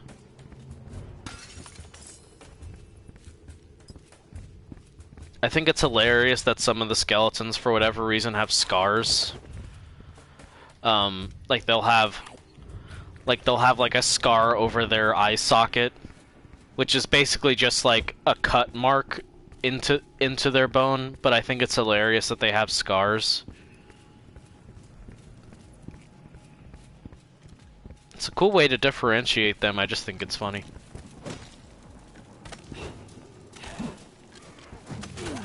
And then these skeletons are just on fire, which is fun.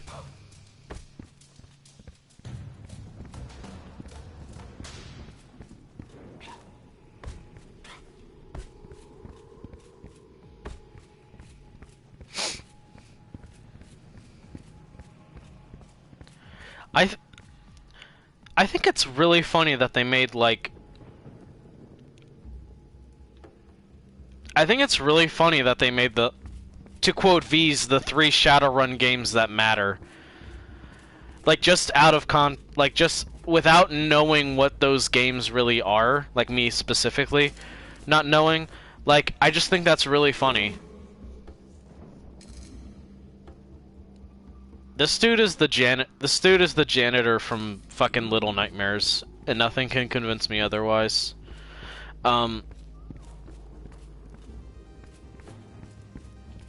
yeah, like, I will not discount this game's style and like pretty okay writing, but yeah, as far as like this game as an actual like game with satisfying combat and stuff, it's kind of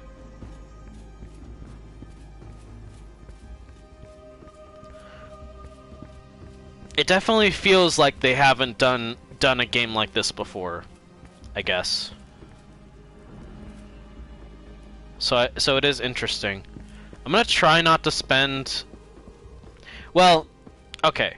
My policy is that I really like customization, so if I can get tokens of favor and spend them on shaders, I absolutely will.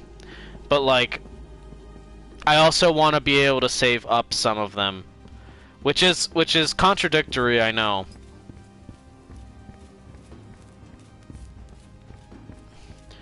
But what's the point of getting perk books if you can't look good doing it?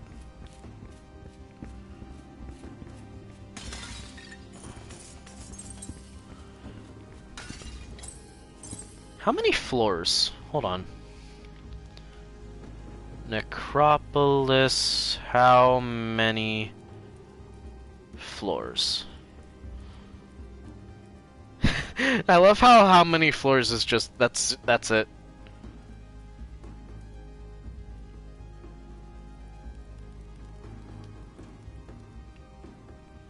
Apparently there are 9 floors, which I guess makes sense. I've seen the 9th floor because I've seen like clips of people beating the game, but I've never made it to the 9th floor. And I'm like pretty sure that I've only ever seen people in the 9th floor with companions, like playing co-op.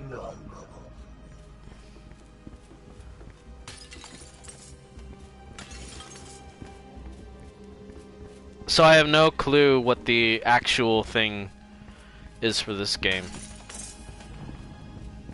I've never beaten the game. I definitely have not.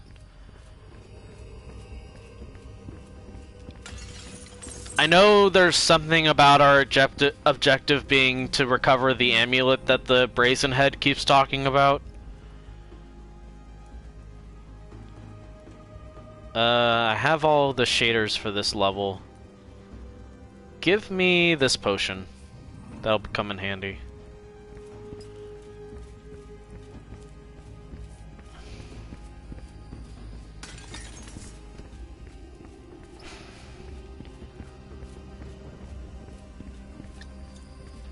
My mom made blondies today, again because Sarah's leaving. My sister in college is left today. I mentioned that before, but my mom made blondies for that, and it was very good, very tasty food. I love blondies. They're very sweet, but like when they're fresh out of the oven, they smell really good, and they're soft and chewy, with a little bit of a not a crunch, but like a crispness to them. They're good. They're good. Sleepy.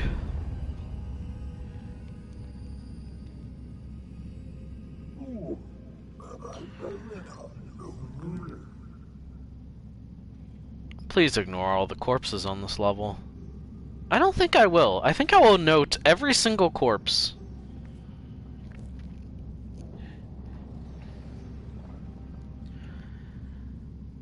I think I'm gonna spend a token. Oh, I forgot. Each floor, you can spend a token on this golden chest and it'll give you something. Odds are it's not. The odds typically aren't worth it, but like you can get an armor set from these chests, and that's another thing you can spend the tokens of appreciation or whatever the fuck. Tokens of favor, I think, is what it's called. But like you can spend those on a chance to open the chest. I have kind of frequently gotten stuff I either already have or is actively worse than what, or is actively like something that I think is worse than what I have gotten. So like the chests are not very worth it to me.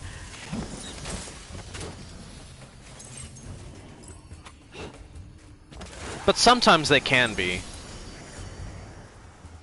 The general advice I can give is just to not immediately discount them, because they can be useful.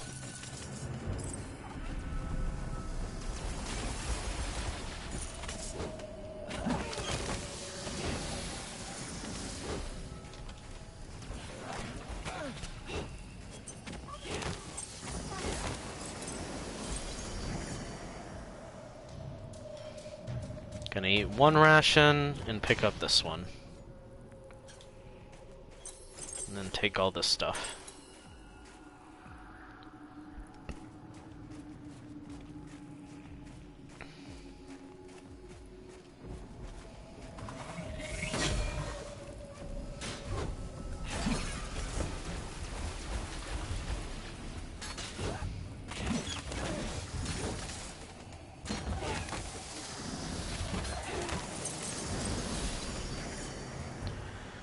This axe is so good. What is this? Uta's Hand Axe. Tier 2. I forget how many tiers there are. But this is a really good axe. It destroys a whole bunch of stuff, apparently. Oh yeah, there are blue variants of the pyramid heads.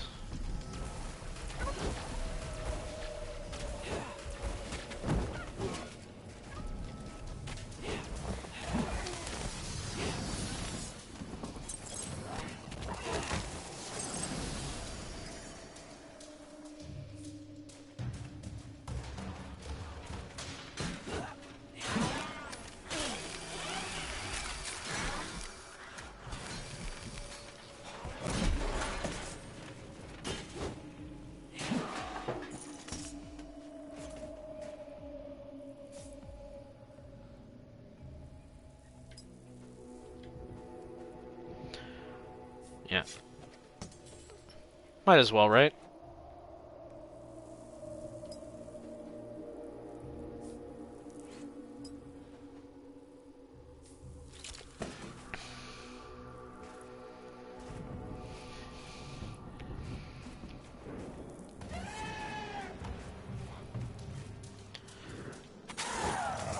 Fun fact about me is that I really like the appearance of tower shields. I've said before, but I'm a big shield fan, and one of the things that I definitely do frequently is want to make what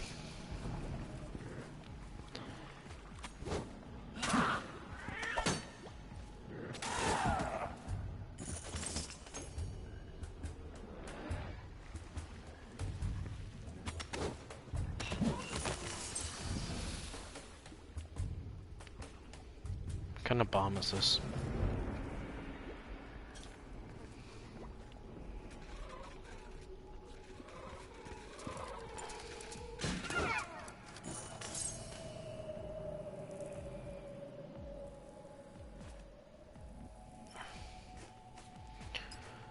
One thing that stinks about this game is that you need a very specific perk to know what certain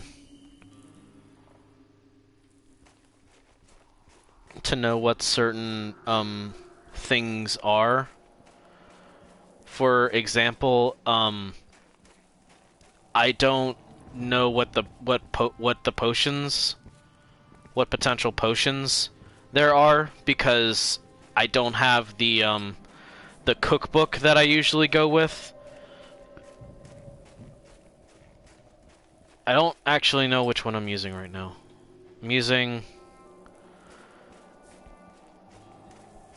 using one for power attacks, I think, because I figured, hey, they might make it less draining to do power attacks, and power attacks tend to be useful.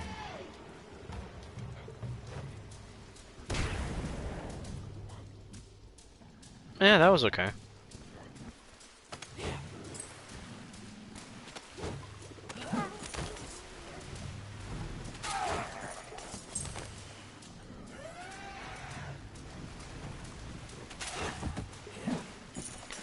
So we are transitioning from the sort of cold area into the swamp, and I think the swamp is one of the worst and most dangerous areas in this game, just in terms of like things that can happen, because the grind can show up here.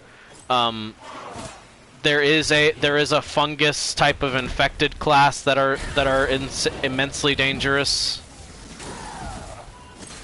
Basically, just a lot. This is where a lot of the cheap and like less fair enemies can show up, if I remember correctly.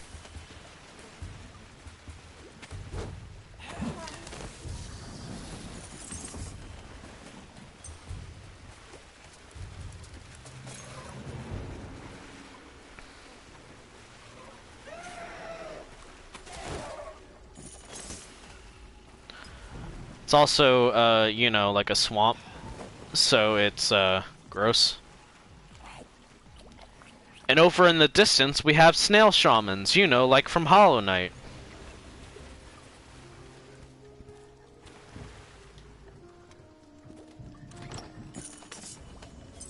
Okay, some free food.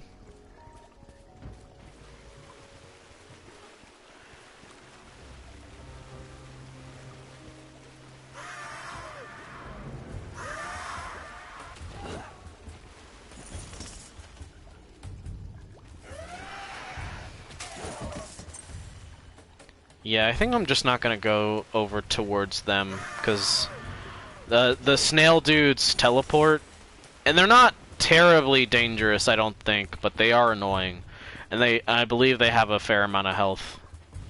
So being able to avoid them, I think, is a blessing. Yeah, I was hoping for some grind crystals showing up.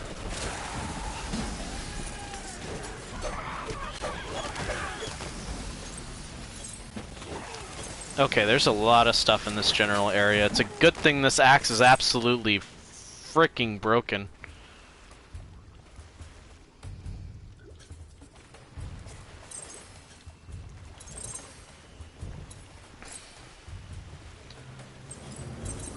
This axe is so good for ad clear, I'm realizing.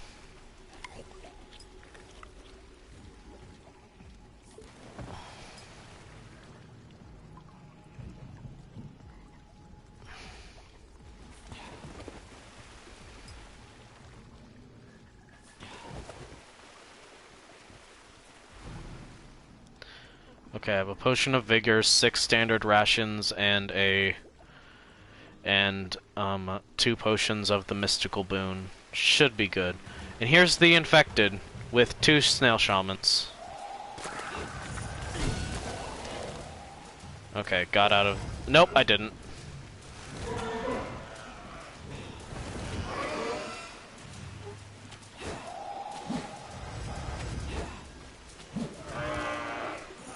Yeah, the worst part about the infected is that if they explode on you, you'll probably end up throwing up, which stuns you.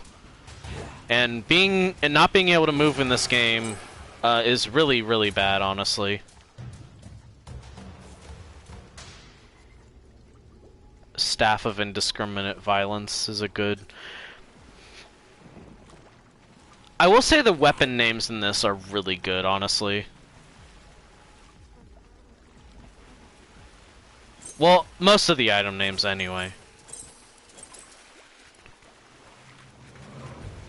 What's that? Oh good, more infected. Missed.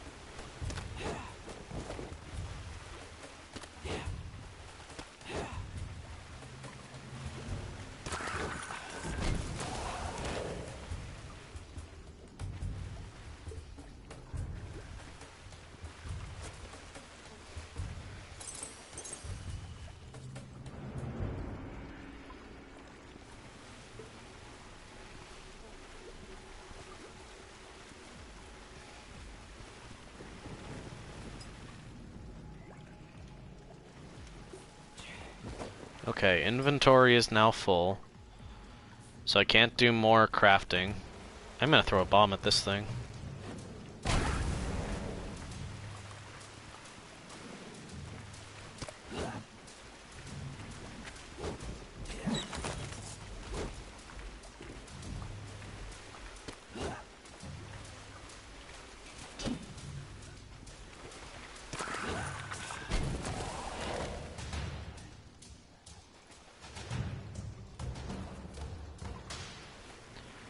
I do really like the design of the infected, like the mushroom.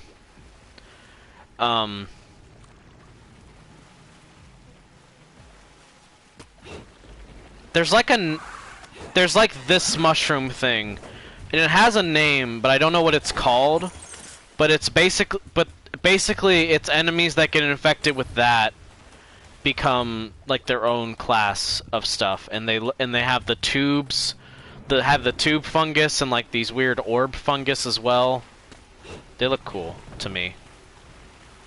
I think fungus is like just an interesting design to me personally.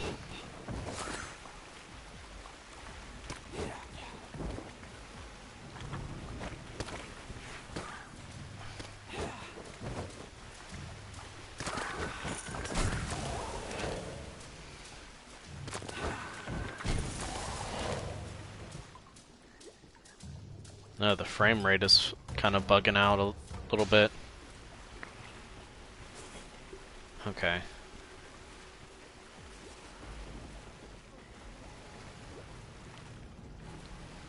Oh, there's like little fishes. I think they might be considered leeches. I don't know.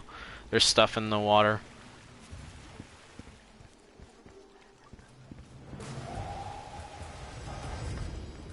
Omae wa mo shinderu. Nani?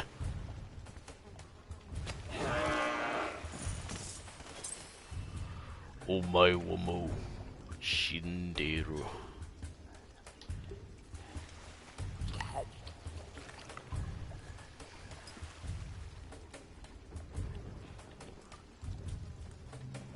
That's the only thing I know from Ani from Fist of the North Star, and honestly, that's a crime. I kind of wanna know more.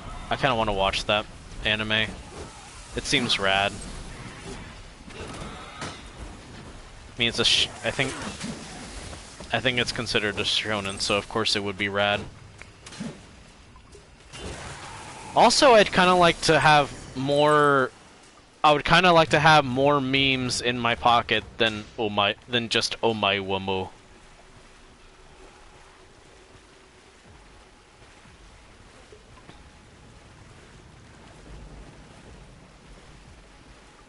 I wish I remembered the That's a lot of mushroom motherfuckers. Why are there so many mushroom motherfuckers?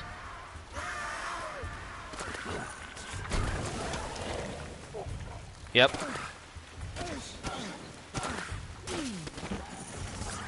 And this whole time I'm gonna be getting stunned like that.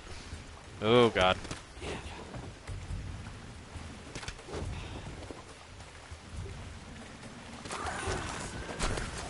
Because if I don't get out of the blast radius, I literally just yarts.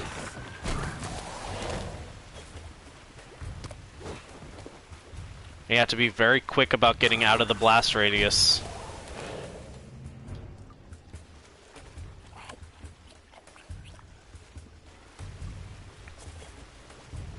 I'm just glad the spore explosion doesn't like have a chance to infect you or something.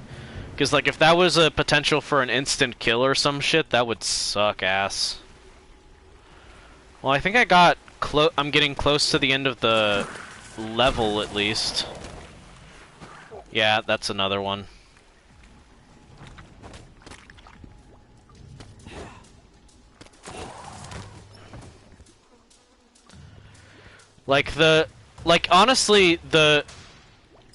Honestly, the way the infected work is perfectly fine.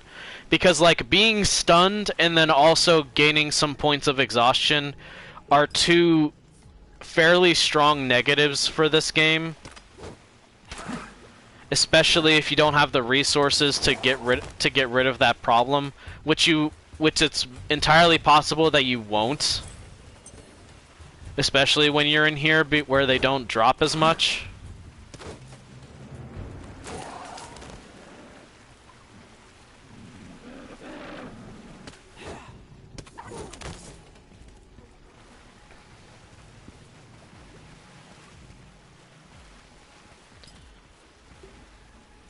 I think I might look up Harebrained Schemes and figure out some info on them at some point. Alright, let's get out of here.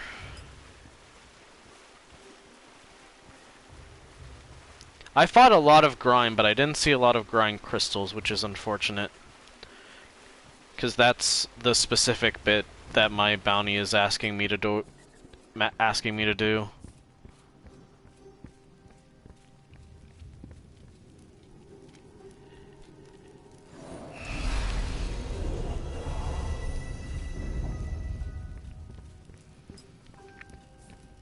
There may not be 5, but there may be a decent chunk of scrolls here that I can get through all my bounty.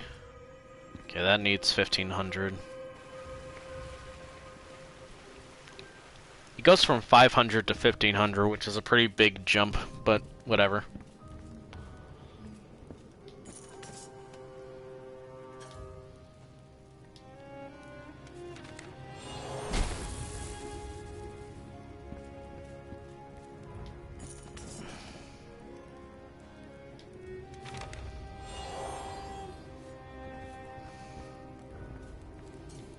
Well, this is level 3, so...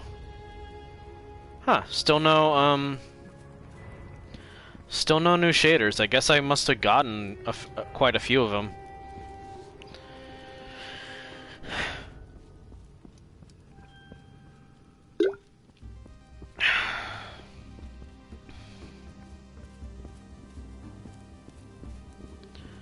I really want to be able to stream on PC. There are so many games that I have, especially from the Cyberpunk bundle on itch a while back.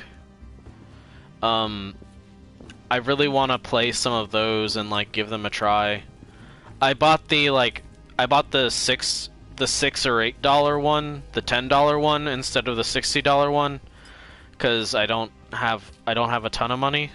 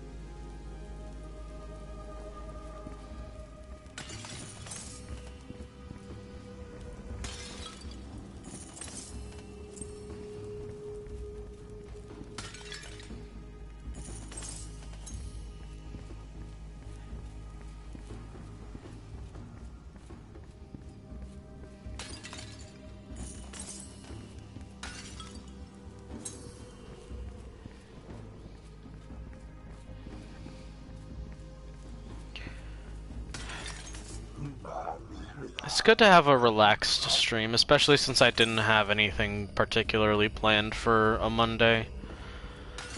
Not sure what... I think Monday is gonna stay unscheduled for a little while, because I don't have many other winter games to play. I put some thought into maybe doing Jotun, but that game is tough, and I don't know if I really want to go into a hard game like that, especially since all in all it's also a kind of short game, and I don't know how much I could really get out of that particularly. In any case, this might be a free slot for a little bit. I'm not gonna stick with Necropolis. I might play an Assassin's Creed game or two, if only because I like Assassin's Creed, and even if Ubisoft is a piece of shit company.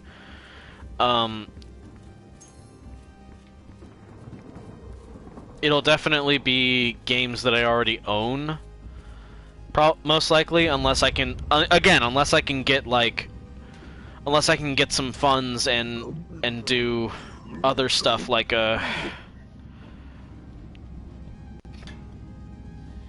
die on this next level and I will show you. Well, what am I saying?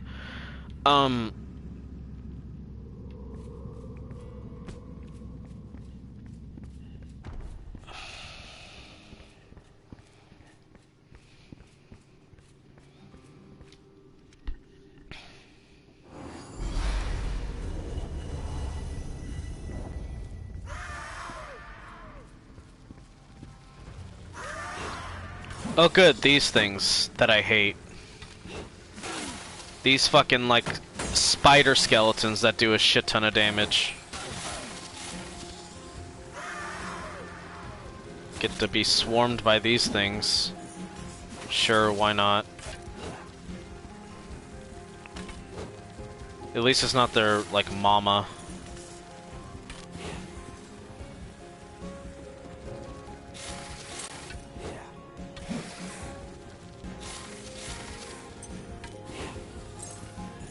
Okay.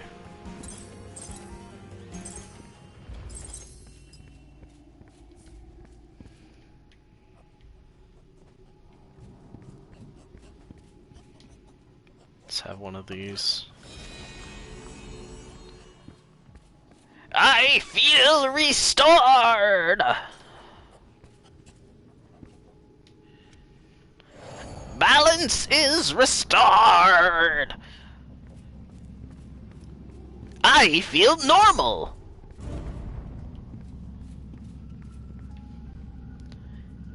You thought wrong, my good bitch.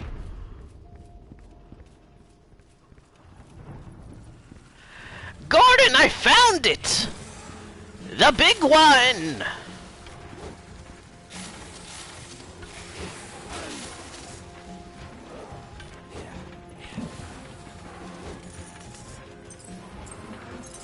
Oh, that's just a normal-ass Clockwork Knight. That's a That's a fully repaired one. Okay.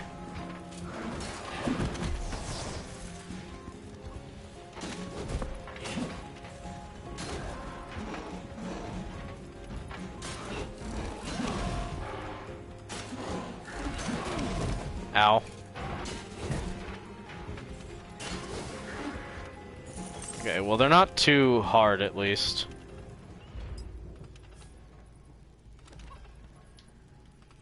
Let's have another potion.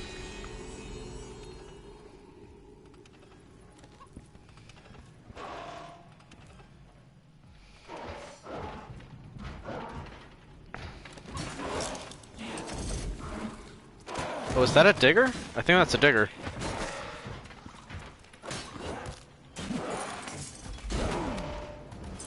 Okay, these are dangerous. I should be cautious.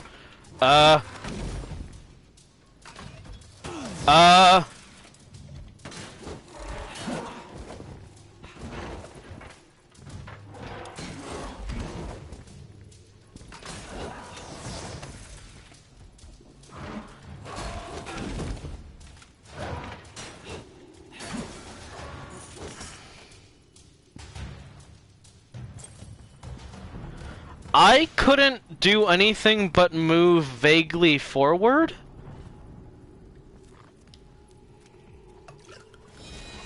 For a second, like when I was fighting that guy, I couldn't move. I could only dodge. My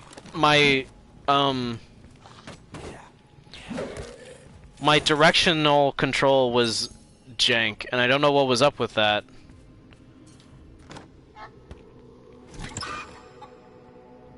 It seems to be fixed now, but it was spooky. Give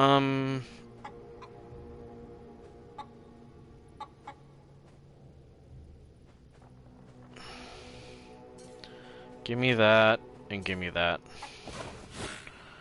And I'll take care of everything else. Thank you, chicken. It looks like there's gonna be...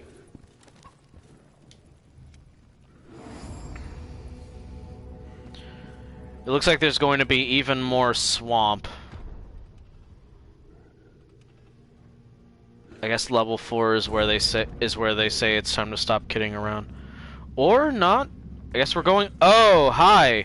Hi! The fuck are you?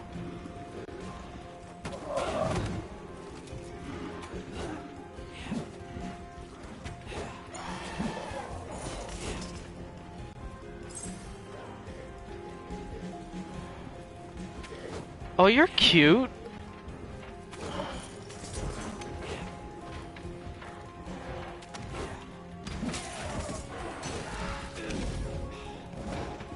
No, no, no, okay. That hurt.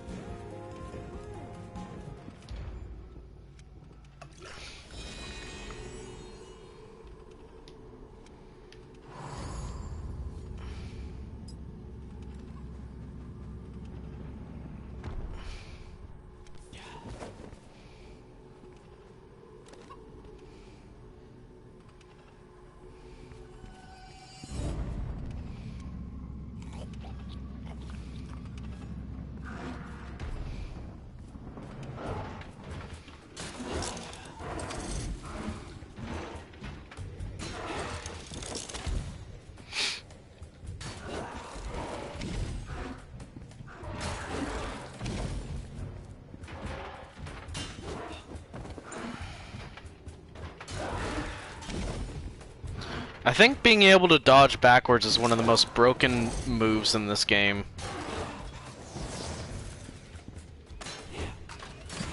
Purely because iframes and also the fact that everyone has a very comparatively limited range. What is this? Shadowrun Flame Burster. Fire Projector, impressive stuff unless you're fighting...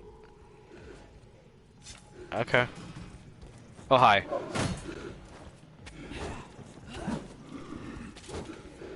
You look pretty fucking cool, actually.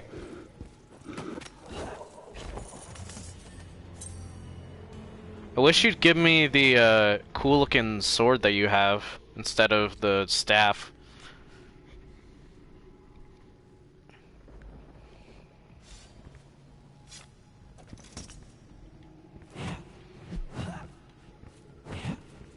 Okay. Alright, moveset was... Alright, let's try it out, I guess.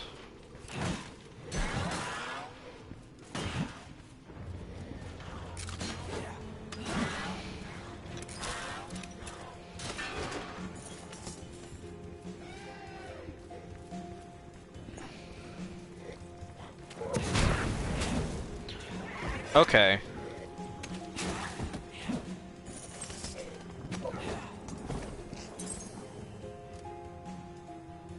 So it's kind of a mobile, it's like, it's sort of the equivalent of like if the bombs in this are like the fire bombs from Dark Souls, this thing that I have is like the equivalent of being able to using pyromancy, I suppose.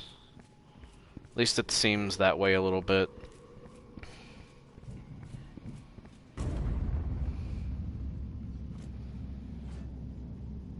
I don't know how useful it's going to be. I mean, I guess if it does good damage, but no clue if it does that at all.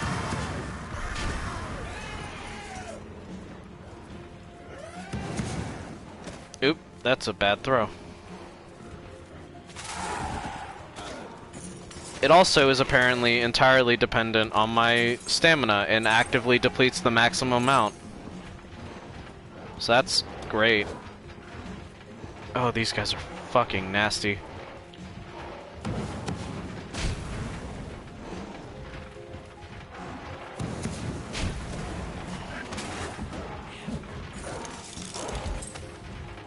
I think I'm just gonna run around these guys.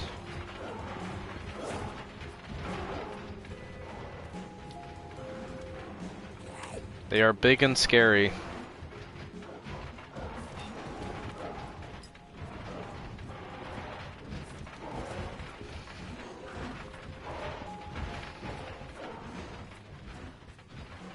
Okay, back into the swamps, I guess.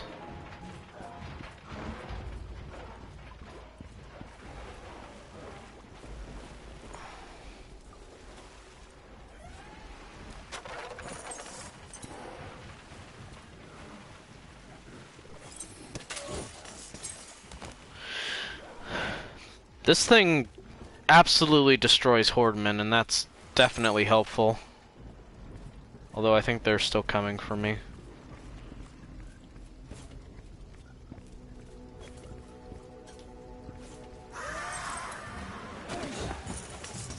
I don't want to jinx it, so I will knock on wood after I say this, but there is one enemy that I have not seen at all in this run, and I am very thankful because those guys are very scary. Although I do have a good ranged weapon, which is nice. So I'm gonna knock on wood so that we don't see them again, or that we don't see them at all. But yeah, good luck so far.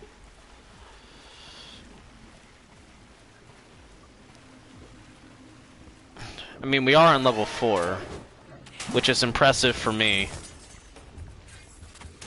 Wonder how far we'll get.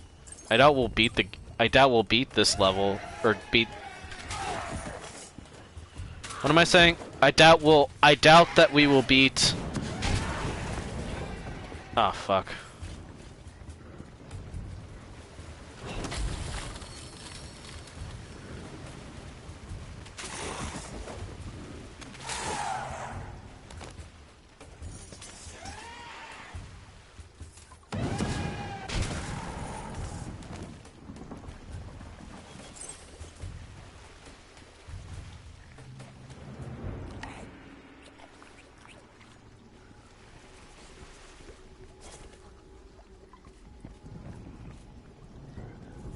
The knights look like they're still coming after me, which is a shame. One thing is that this game does seem to save fairly often, but like, I don't think I've ever really saved in the middle of a run and like just stopped playing. And I think if I have done that, I've basically immediately died after I've done so. What is this? A recipe for an unknown potion. Cool. Can't wait to figure out what that does. Can't wait to waste time making it. Time and resources and so on. Anyway.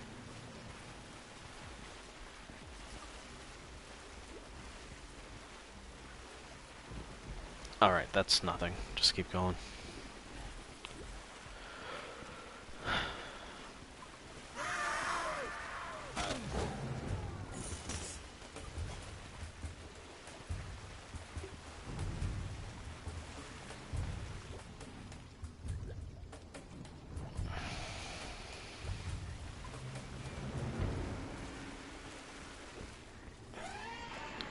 Okay, lots of enemies here. Should be okay. But, gonna be cautious.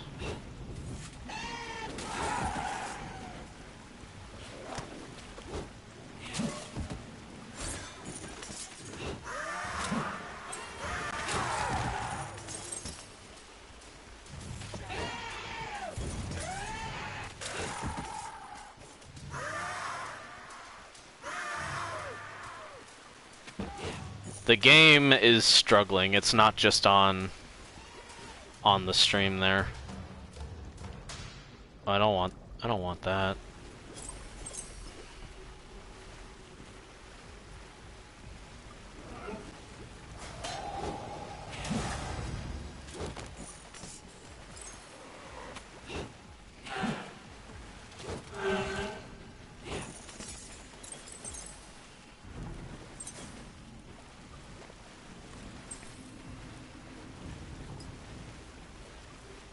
The Hollow Knight Snail Shamans are weird.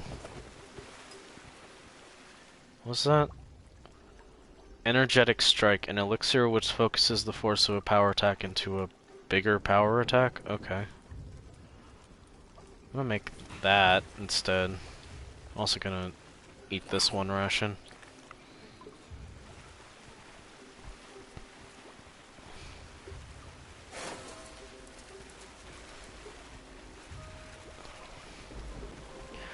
I don't know where I stand on this game. Like on the part of this game where it's like deliberately unhelpful. Because honestly, sometimes I think that's great, but also I feel like it's one of those things where like if the player character in the game like actively lets you learn per experience, I think it would be a bit less annoying. But like in this game, it's all deliberately unhelpful, and it's impossible to have everything memorized. And also, it deliberately misleads you to like, if you're like, oh, the potion is this color, so it'll be this kind of potion. No, the colors are always randomized per run. So it's just one of those things where like this whole game is just continuously and deliberately unhelpful. And like in a better game, I think it would actually be pretty great.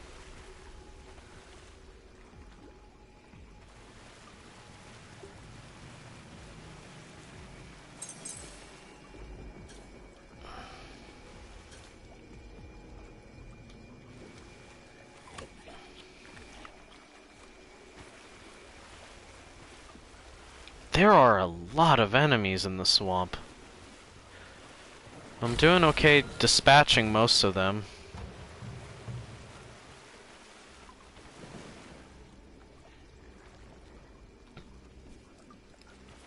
Like that's how pills work in Isaac. If you could be just a bit more clear. Like I think you mean like how the potions change color. Like each run, so that you can't tell just from the model what pill it is, or what potion. And yeah, that's a perfectly fine That's a perfectly fine idea. Like I don't have a beef with that particularly. I think I have more of a beef with with like not being able to tell. In so much as like there's not like you're like that is consistent in every single run, so you can't, like, besides a couple very specific perk books of which you get one per, like, you cannot get multiple perks at a time. Like, if that makes sense, like the whole thing of like like there's not really a way to learn the potions beyond just having a very specific perk, or being able to, or just waiting until you have identification scrolls, which, the way I play this, I don't want things just taking up space because I'll eventually be able to identify them. Oh, that killed me. They War of Attrition me there, or just don't be a coward and chug everything. I mean, yeah. You're not wrong. You're not wrong.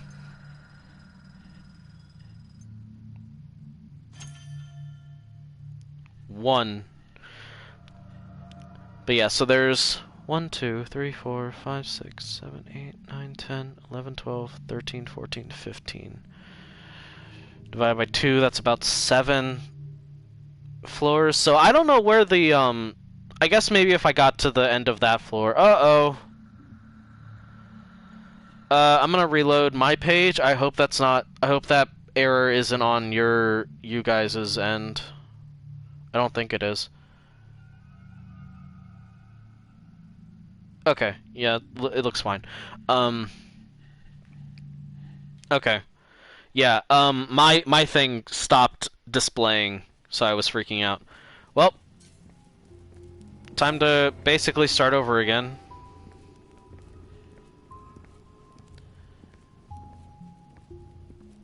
Boss Butch. Do I?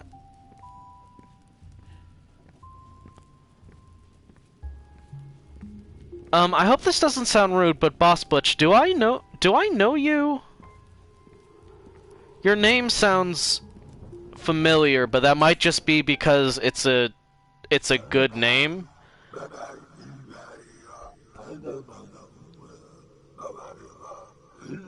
Ah, okay, hi. Welcome.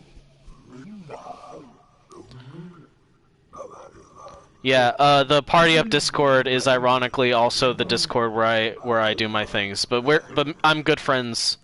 Well, I'm friends with V's. I don't want to assume that I'm like very good friends, but I'm friends with V's. Wipe out Hordemen, slay skeletons, dismantle broken Clockwork Knights. Okay, doable bounties this time. Thank you, Brazenhead. But yeah, so welcome to the stream. Today I'm playing a bad roguelike. Necropolis is not a good game, but I enjoy playing it. Apparently, it's made by people who did the good Shadowrun games, which I think is very funny that they made the good Shadowrun games, but they did a very bad job at this. I think that's funny. But yeah, so okay. Wait, I don't want to talk to him. I want to talk to this. Oh, okay. So like, I basically never go with anything except for Gud's Necropolis cookbook, because it tells you what every potion is, and it allows you to craft most of them.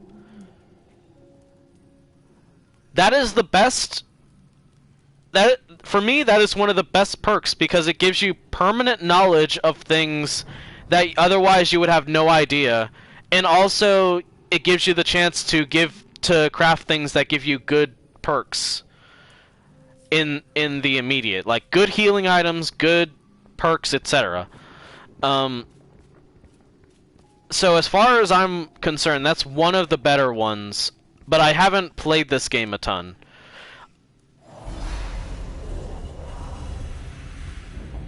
And as you can see, I only have a couple of the books unlocked, so it's not exactly an educated opinion. Knowledge is power.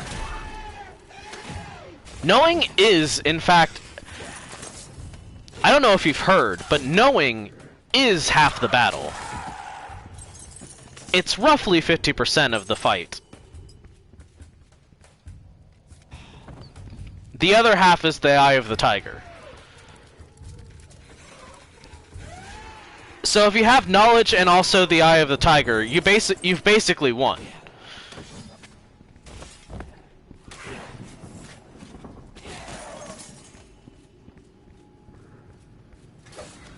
If you have a brain cell and also the Eye of the Tiger, you have won.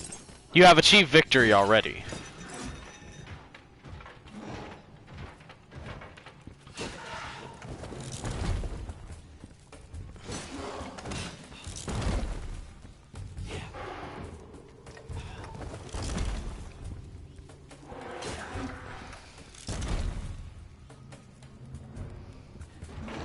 Oh yeah, the brute is basically like the easy the brute's animations are great. The brute and the blackguard are the two player character options. The brute is meant to be like agile but weaker, and the brute is slower but has more health. The brute is also, as far as I'm concerned, the easy mode of the game. Because it honestly feels like they are just better in most ways. Because they have more health, and they also seem to take less damage, like, from the get-go. And yeah, they're slower, but I think their dodges just have more iframes to make up for it, so they're kind of broken. They're just kind of easy mode.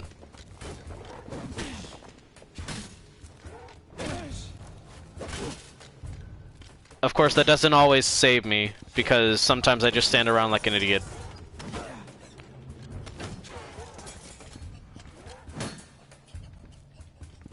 Is that the chicken? Is that the chicken? I think I heard the chicken.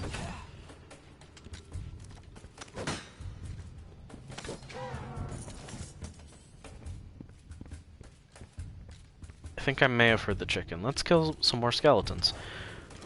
I mentioned this before, but one thing I love about the skeletons in this game is that some of them have like scars on their face, and it's really funny in the sense to think about a skeleton having scars, but it's also really fun just as a way to differentiate the different types of skeleton enemy. Because there's like the caster, there's like a few other ones, but like it's just kind of a fun thing. Okay, let's have a snack.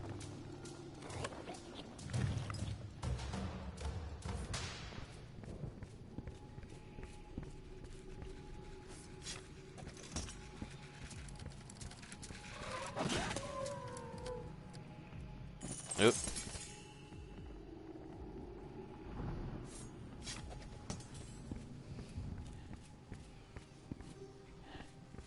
Yeah.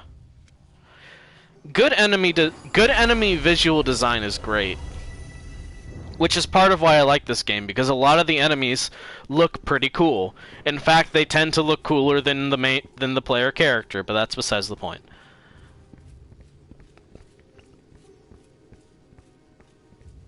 Stompy stomp. Very heavy footsteps on the brute. It's great.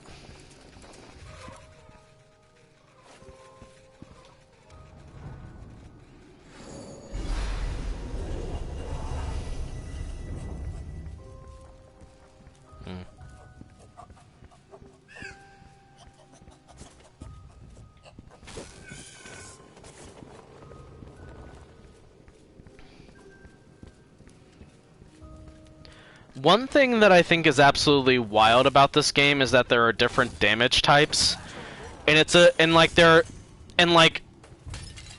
enemies are weak and resistant to certain damage types. So that's like a whole thing that you have to kind of figure out really by yourself, because there's no actual hints as far as I know. Oh, good, gem eaters. Well, let's fight some gem eaters. This is a perfect example of like a really cool design for the enemies, though. The gem eaters look awesome.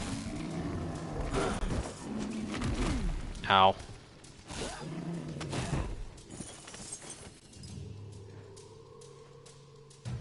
What's this? No, that's a speed up potion. That's not anything.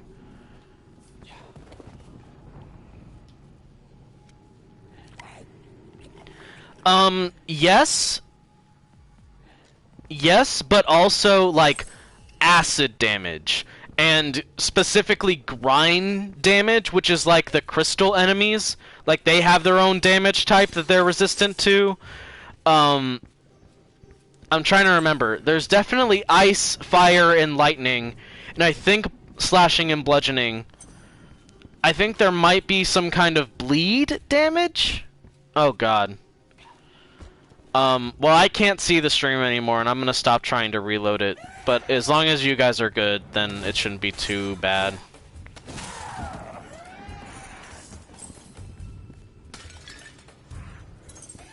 And I think there's also like armor piercing, like specifically armor piercing type damage that pierces armor, which might be what's good against the Hordemen.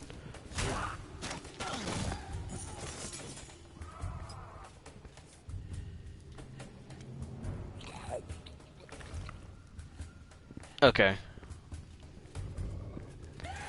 Oh, good. The gem eaters are back.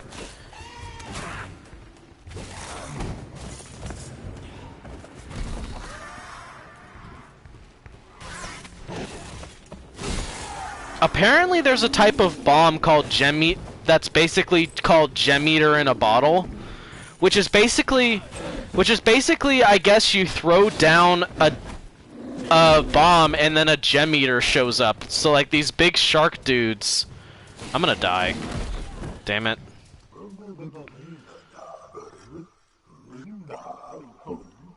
I can see why they would remind you of Street Sharks or Battletoads.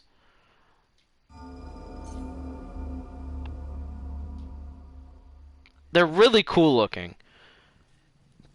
If I had just been able to get like more actual resources that round, like be able to craft potions and be able to actually heal myself, that would have been a pretty good run. Like that sword did really good damage against the Gem Eaters.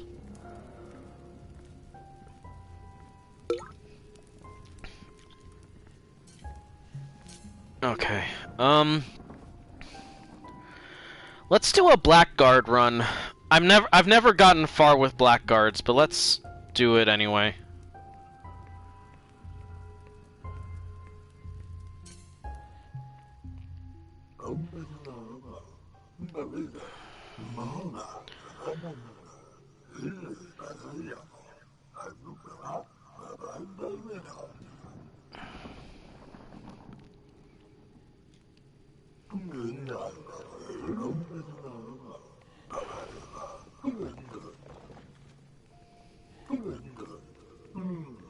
Bobu? Oh, Boss Butch. Oh, no worries, V's. We've just been dying and doing things. You know how it goes. We've just been dying and talking. It's great.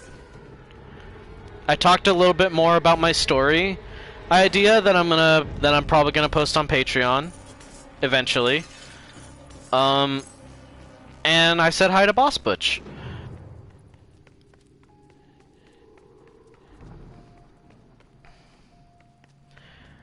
Also, I potentially got some good news, but that's not really here nor there, because it doesn't necessarily apply to streaming.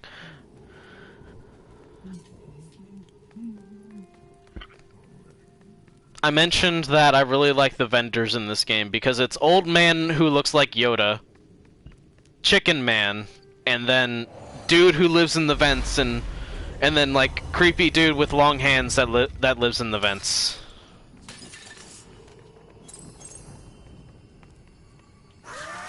Also, I brought up how ridiculous the like variety of damage types are in this because they don't actually give you any information about it unless you go to the wiki.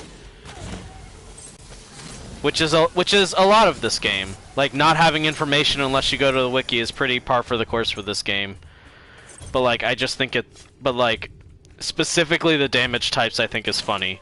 Because they have like a pretty in-depth like damage type system of like resistances and so on. And like, I don't know, I just think it's funny.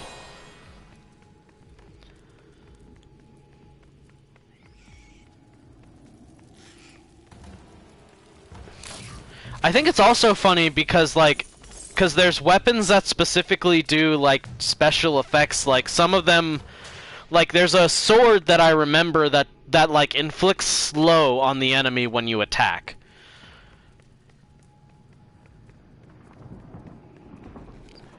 We might be coming up on the end of this. We might be coming up on the end of the stream pretty soon. If only because like it's almost 6. But this has been fun. I'm honestly probably gonna continue playing this on my off time just because I don't have other roguelikes yet to play.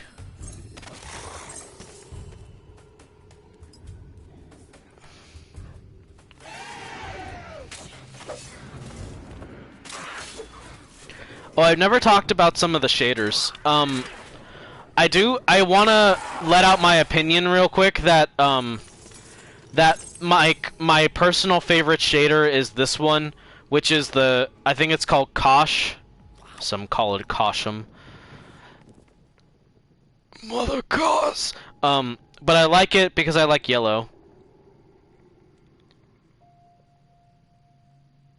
Oh, I've never beaten the game at all.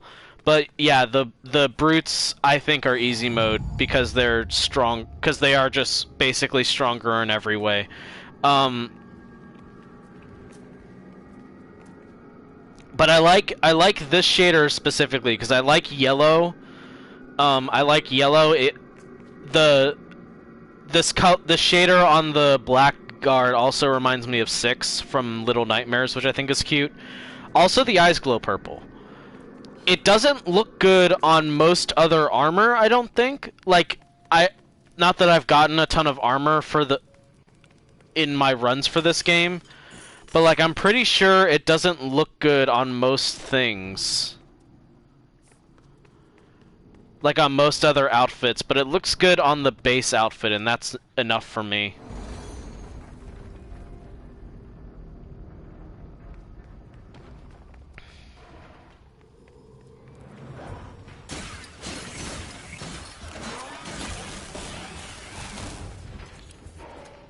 It is a winning combo.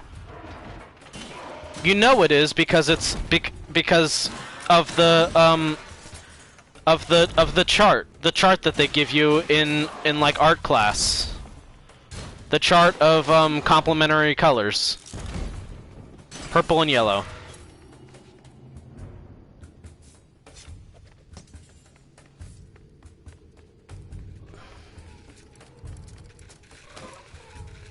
Die. Perish.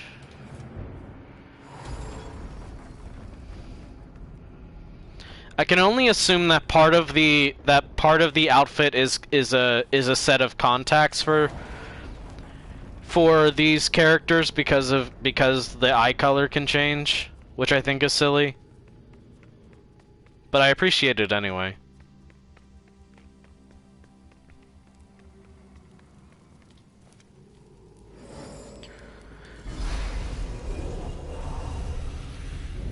A little bit of random advice for people if you ever play this game or get it. One, I would suggest don't get it if you haven't yet, because again, it's not a good game. It's just a game that I personally enjoy playing. And hey, that might mean that you'll get enjoyment out of it too, but I cannot personally recommend this game.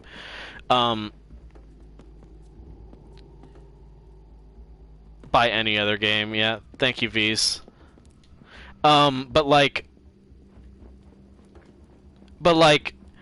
some tips. You can craft cancel because there's a long crafting animation and you can dodge out of it. Two, go to the door when you first start. Go to the door and then backtrack it after you've gotten the 3 starter bounties, because sometimes you can get a head start with those.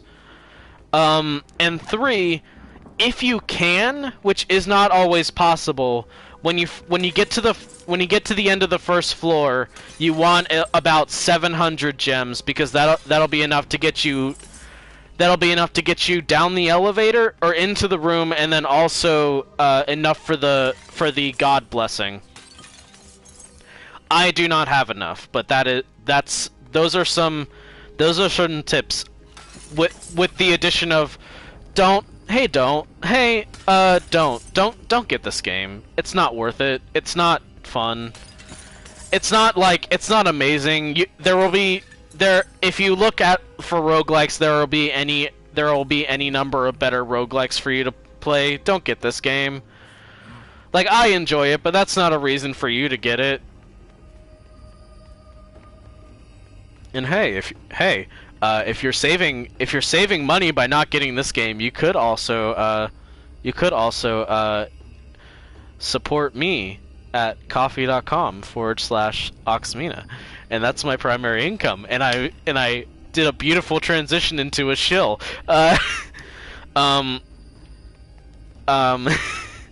But yeah, coffee is my primary income. It's $300 a month.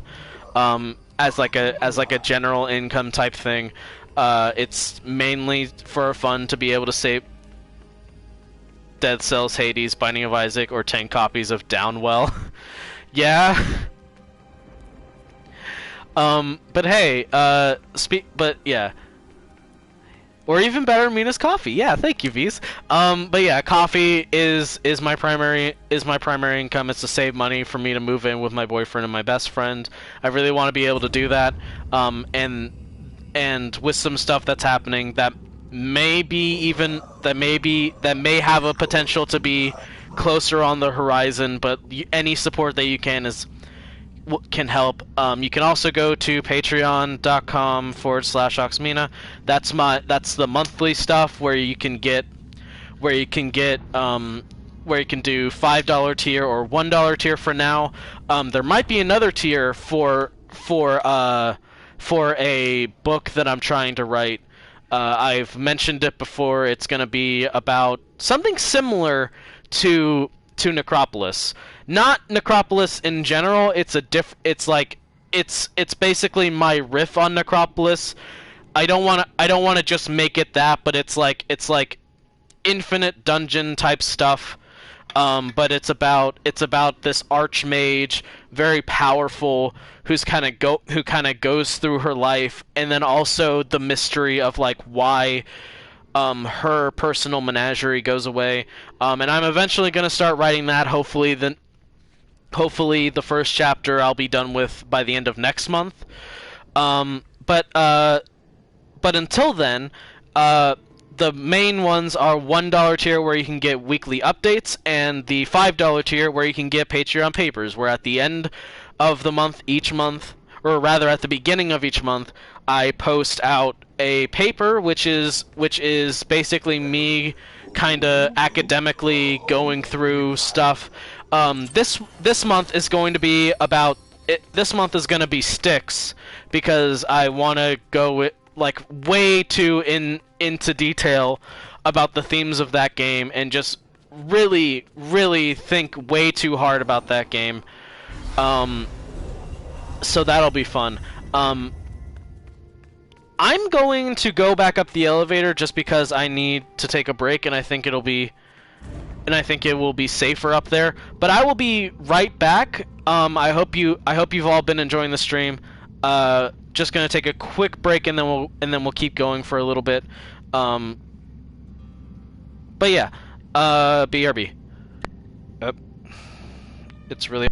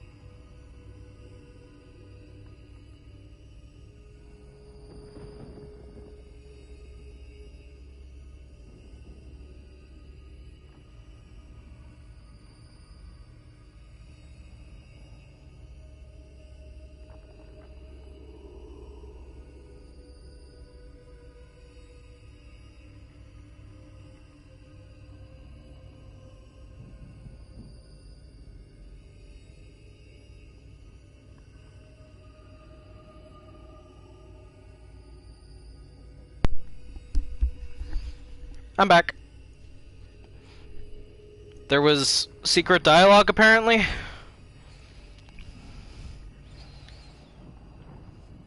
I'm glad I'm not dead.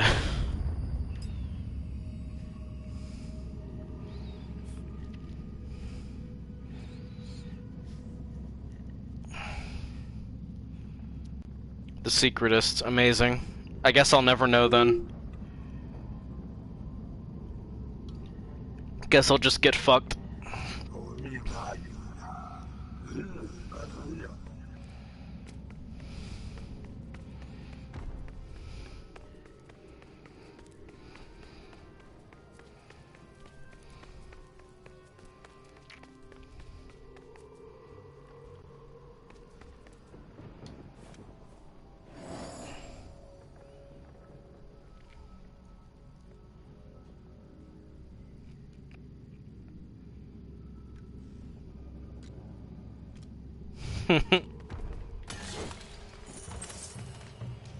Dang, I can't believe you, in order to get to the tutorial, you just have to sit still for 5 minutes.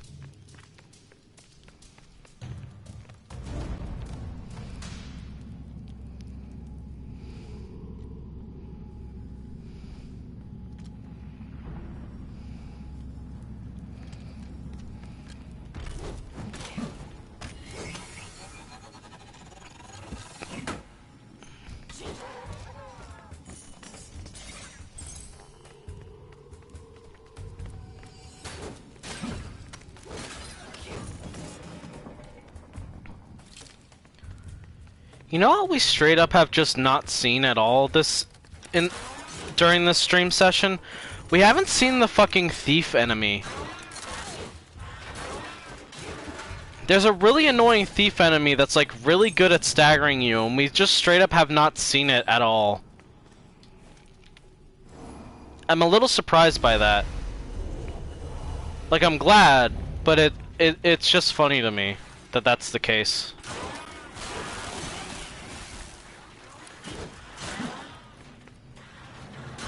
I'm probably gonna get like 5 of them this run.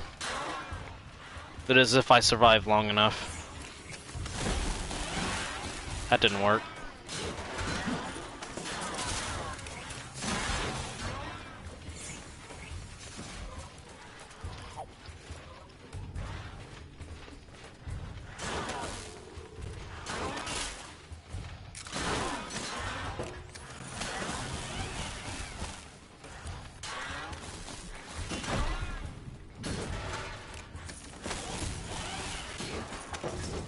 There we go.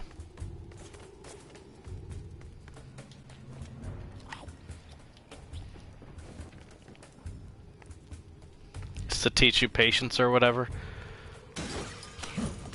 I'm so glad there's learning in video game. That's so great. Hi-ho, Kermit the Frog here, and I just love video game tutorials. This is a hippo. This is the statue of a hippo. Hold on, I gotta plug this. Gotta plug my laptop back in.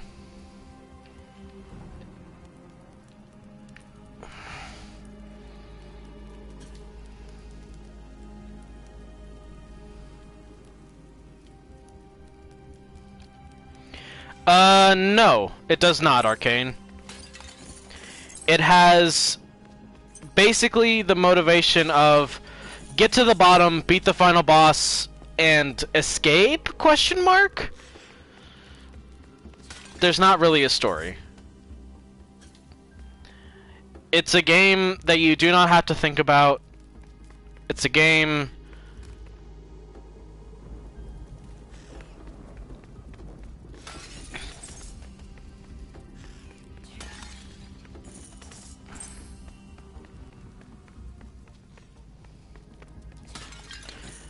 Is it a true ending, or is it just like you beat the dungeon and you made it to the you beat the dungeon, you made it to the bottom, and you just play again?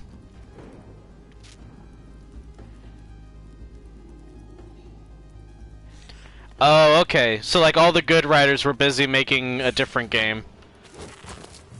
It happens. It happens. It's unfortunate, but it happens.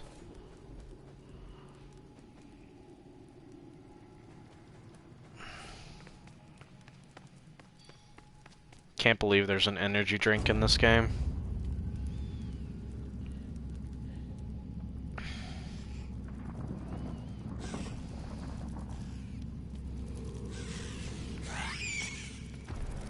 Boy, I sure wish I had the kill spiders bounty.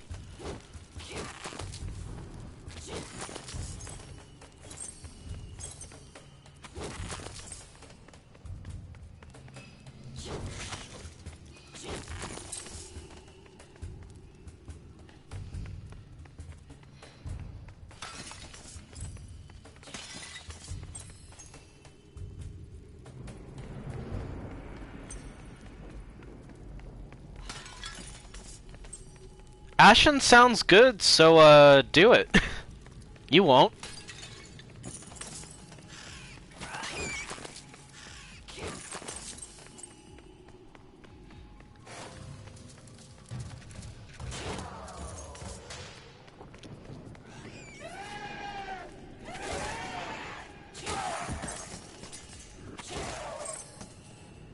I mean, literally, I streamed it for a few hours over Thursday and Friday. Nice.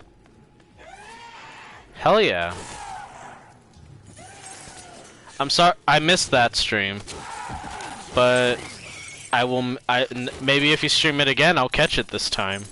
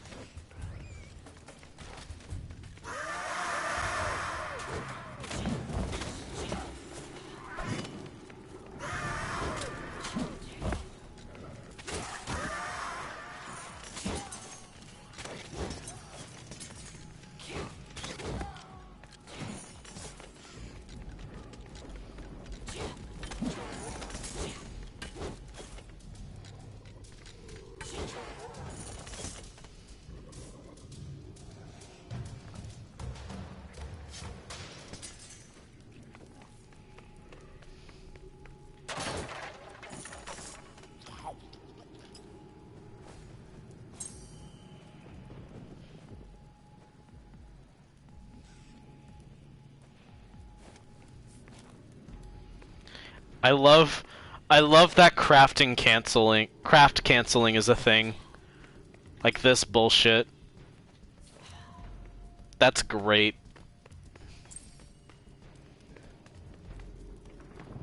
Craft canceling is, I think, the funniest thing that I've said just because it is a concept that that only really makes sense because this game is bad.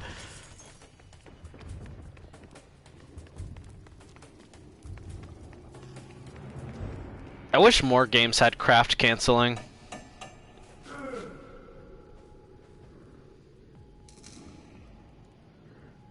Well, that's not gonna do me any good because I don't have any ranged weapons, but okay.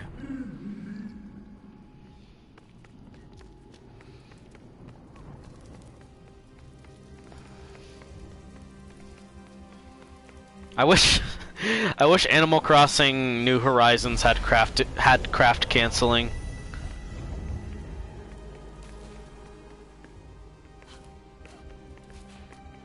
Well, can't be a Tomb Raider. Oh well. Wait. The fuck happened? Oh, a secret door. The fuck did that do?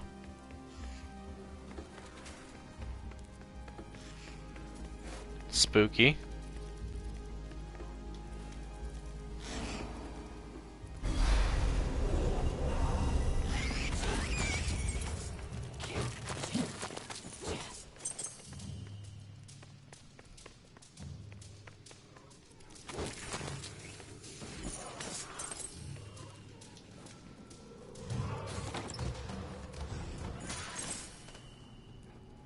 Ooh, Lapis Primus is good. Pretty sure Lapis Primus is like really good.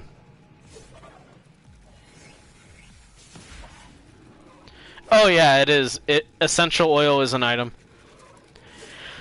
Philaxidus is death sauce. Well, bad news. This is just straight poison with no bells and whistles. Sorry.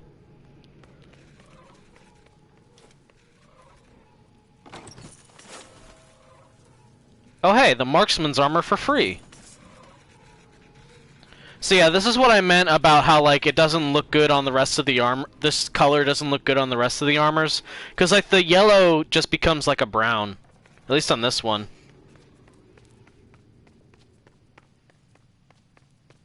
But it is technically better armor. It's just armor that I didn't want to pay for.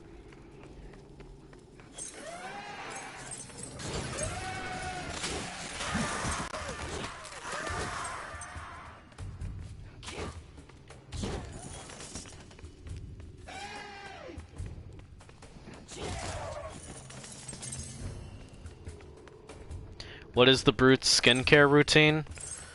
The blood of their enemies and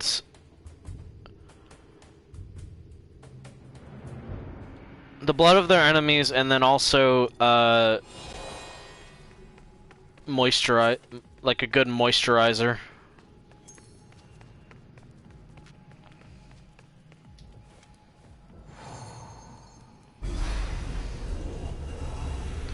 I'm gonna chug this.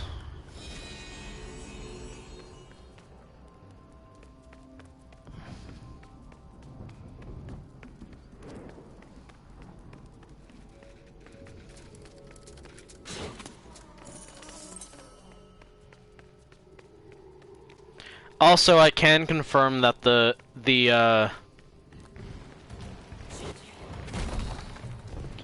Blackguard also does less damage, so it is definitively like the worst option.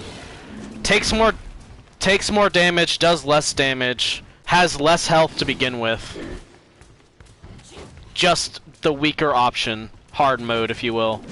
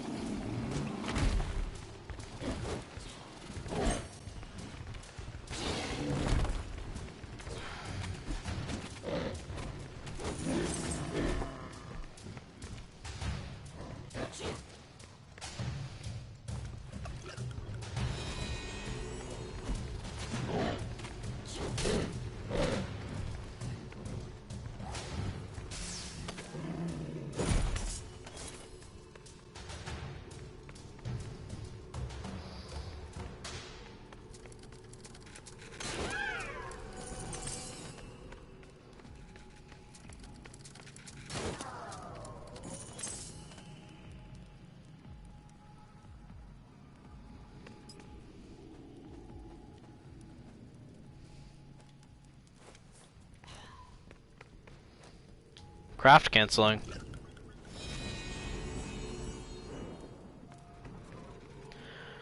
One thing that I wish this game did was like gave you more of an opportunity to get like permanent armor upgrades. Like I think that would be a very good step in the right direction if you could get like a permanent thing of like, okay, you permanently have like one of the tier 1 armors instead of a tier 0. Like a starting tier 0 armor. Like anything like that, if you had some ability to if you had like some ability to save. Okay, so here's just an idea. Here's an idea. So the way the mechanic for the tokens of favor, the permanent, you basically just get tokens of favor. Tokens of favor are the like permanent currency, and that's basically all you get. You can spend them on colors for your armor, and you can spend them on colors for your armor, and you can spend them on and you can spend them on permanent on books from the scriptorium, which are basically permanent perks that you can only use one of at a time, if that makes sense. But for the sake of like just thinking about it, the way this game uses the tokens of favor is that you can either use them during the run to give yourself a potential like boost to like a potential better chance at winning, like, cause like each floor you can open a chest with one token and potentially get like a better weapon or better armor. I think what would be good is if they had the same attitude to like all pieces of all items. So like if you had the opportunity each floor to be like, well, this isn't good for me anymore, or like I'm probably gonna die soon, or something like that, and you could throw away some weapons into a chest, basically, like a set of armor and so on, that'll be like, okay, you have this when you start playing, when you die and start another run. And it's the same principle of like, do I use it now to benefit me during this run, or do I use it now, or do I put it away to benefit me further down the line?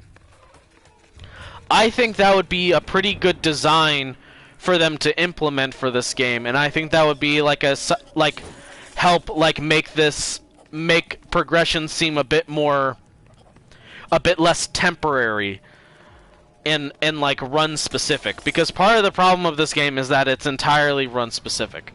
And I understand that they're probably not going to be updating this game at all. This game's from 2016, and they probably implemented all the fixes that they fucking want. Like, this studio almost certainly has other better things to do than to try and fix this old game. But just thoughts about like this. But just thoughts about like how this game goes. I think that would be interesting, if maybe not entirely viable to do. Fucking craft canceling. Love it. Drink.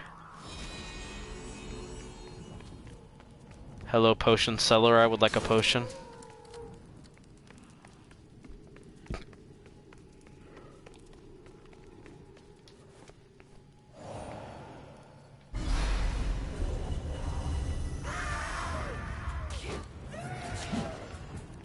One thing I feel like I should practice is like the voice that I carry when I do streams, like the voice, like how my voice sounds, because I mostly just talk, like I'm projecting a fair bit, like definitely projecting, but I'm not necessarily, but I want to try and make my voice a bit more feminine, because otherwise this is just like my speaking voice when I project is basically just this. But I also kind of want to but this is the time where I most often talk, period. Like, I talk most during streams anyway, and I want to be able to gradually train my voice to be naturally more feminine. At least at times, so I might, during streams, try and like have my voice sound different. Which might mean that I'll be speaking softer, but I don't know. But I don't know for sure. Just thinking out loud, but that's something I might want to try and do.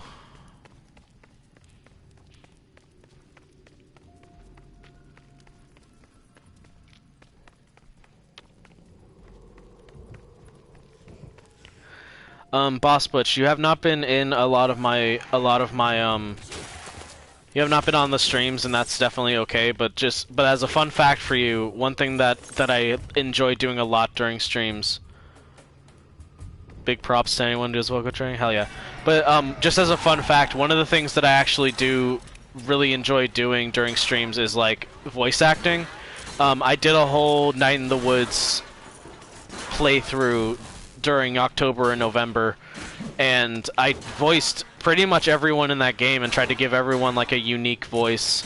And it was not easy, but I had a lot of fun with it. And so I take a lot of pride and enjoyment from trying to do voice acting during streams. This isn't a game where you can do a bunch of voice acting, and that's part of why I chose it. I do have the VOD saved. 1 second. Let me go ahead and link this. This isn't like a fully prepped channel. But I might as well link it. Why not? You can just search Night in the Woods. They'll all be under Night in the Woods. But I don't have like playlists set up.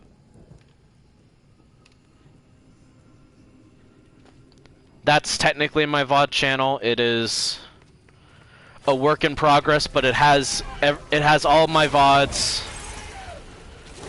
basically uploaded from Twitch. Nothing really special about them. They're not edited or anything.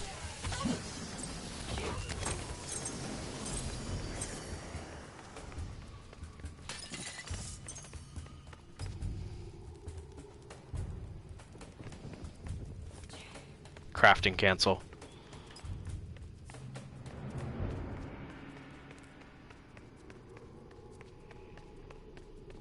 Wonder how far I'll get. Perish. I think part of the reason I love this axe is that the initial attack like opens really quick. Like it's a really quick ha. Like that's for the weapons in this game, that's a pretty quick opener attack. It also has like a pretty good arc to it. The Clockwork Knight Foundry has been restored! Ah! Hello, Gordon! Oh god, doing Coomer right now is not good for my throat.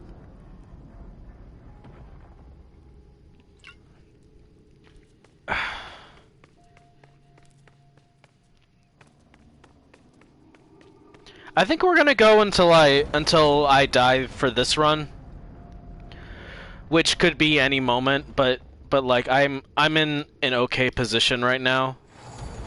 But we're just gonna kind of go until I die. I don't have much else. Like dinner's probably gonna be soon, but like I have time, so and I'm having fun.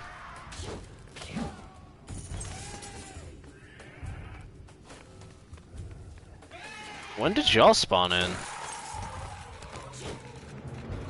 Like vermin spawn in all the time, but like that horde man didn't.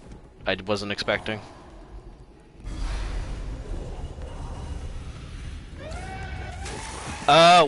Excuse me? Wait a second.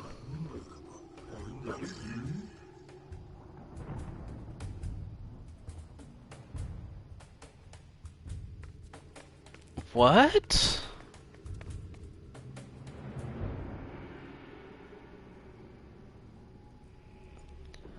I mean, okay, guess this works. I'm good.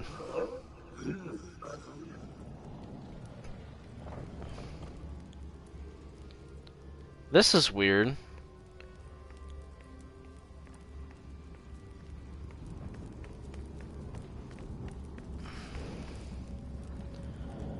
This is definitely the first time this has happened. I guess I didn't go the right way, but I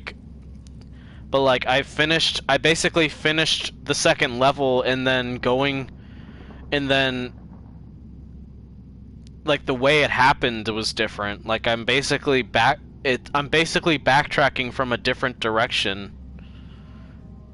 Like it says right there, I'm going back to level 1.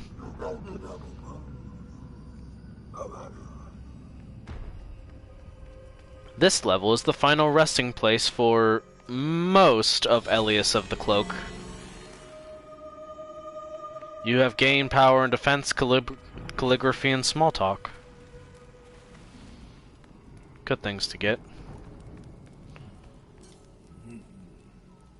I wish I had powers in defense, calligraphy, and small talk. That'd be useful as hell.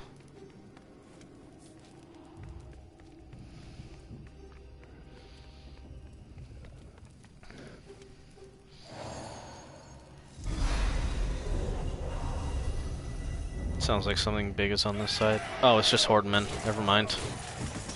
I thought something threatening was on my way.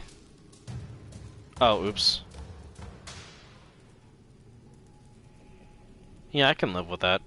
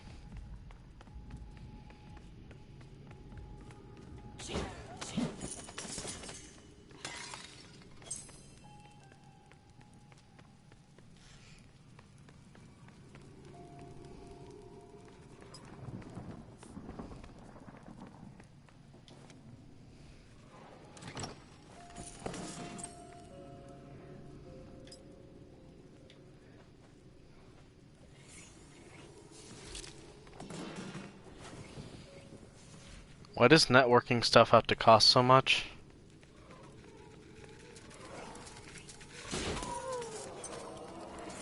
I don't know. It should...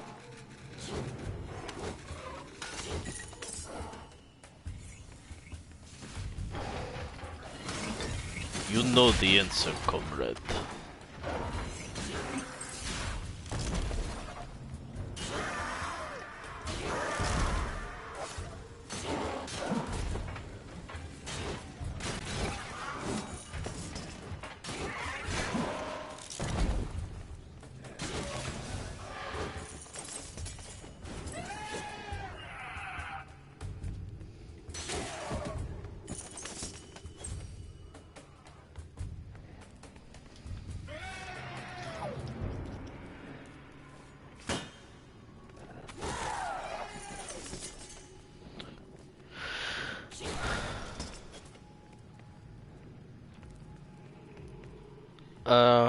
I have to buy so much shit for the new place, and I've gotta wire it all, and I'm just staring at the cart like, how the fuck are we doing this and buying a couch?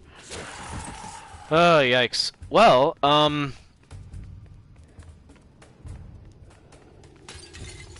my immediate offer is for donation, but I understand that I can't do that yet, because I too am low on the money.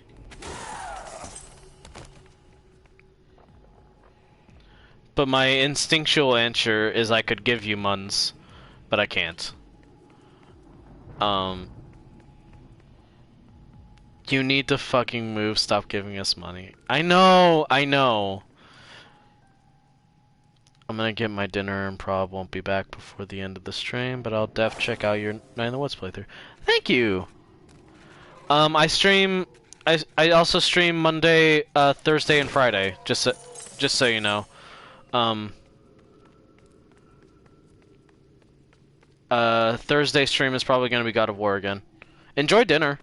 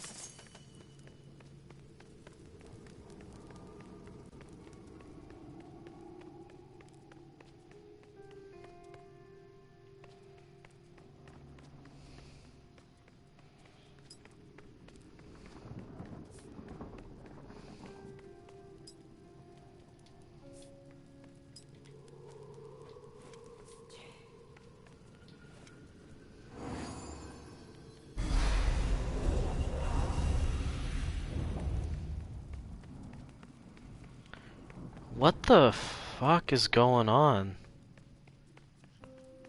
How am I back here? The fuck is that?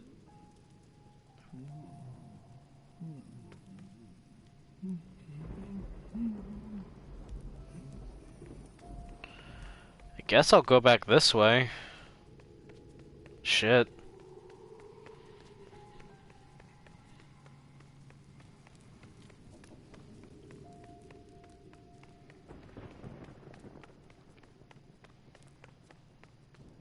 Are we just kind of stuck in a loop?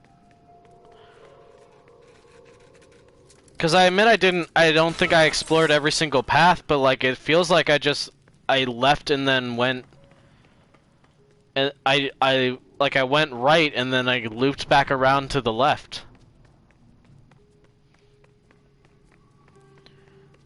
Hopefully exploring everywhere will give me a better exit.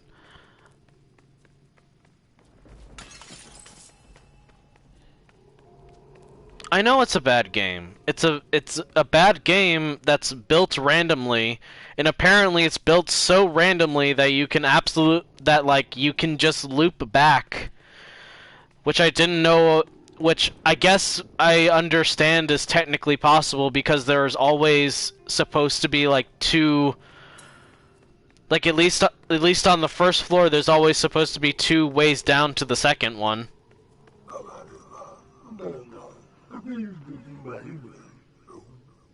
He is not as sane as you and I, but he sells me things. He's the one who gives me cool colors for my clothes.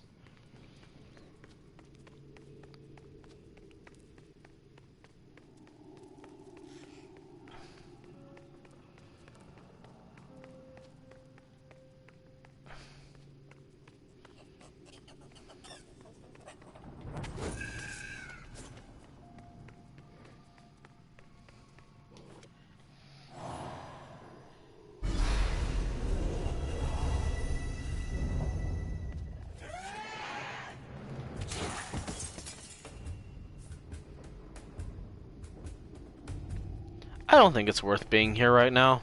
Bye-bye. I don't need to fight those guys, so I won't.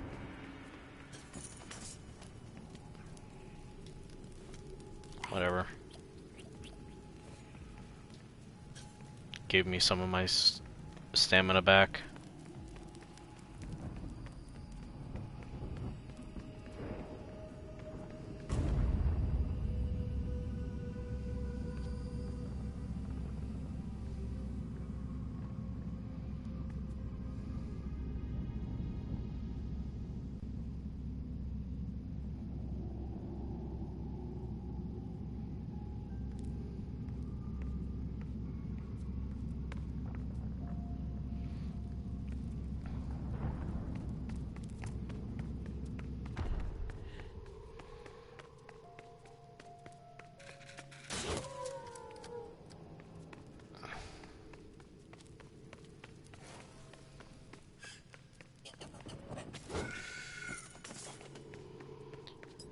I'm hoping for one of those things to become a changeling. But apparently they're not ready for that yet. I haven't seen one changeling this whole time, and those are like one of my favorite enemies next to the gem eaters.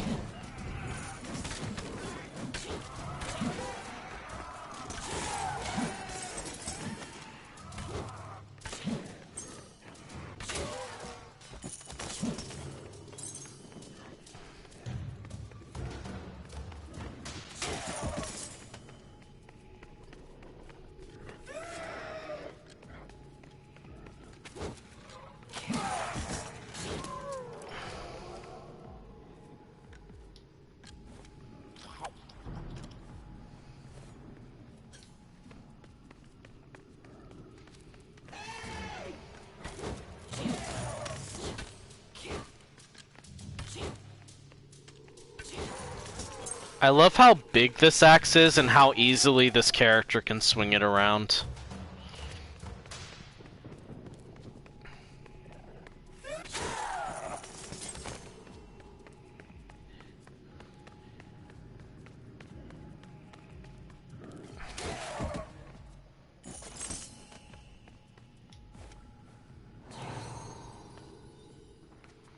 Strong getting hungry. Want someone to eat.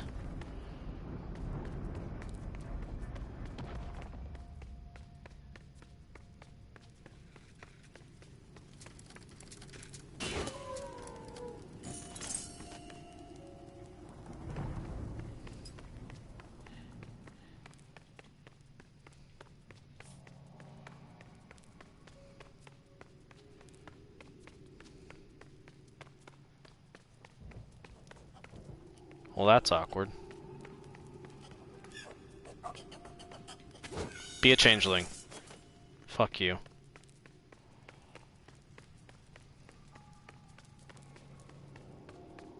They're never changelings. It's ridiculous.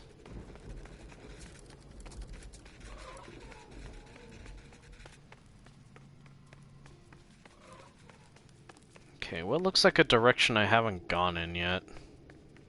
Not this way. It's a dead end.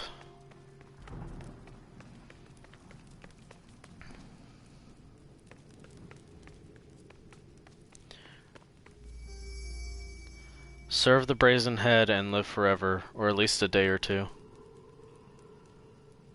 But Steam finally made it so that soundtracks actually download to their own folder and not into the game files. Time to toss these into the NAS, I guess. Cool.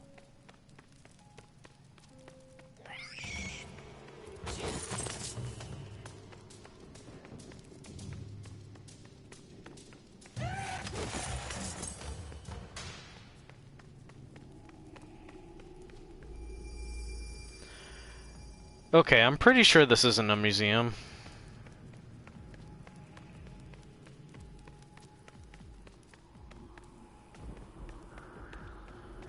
Well, I remember this area.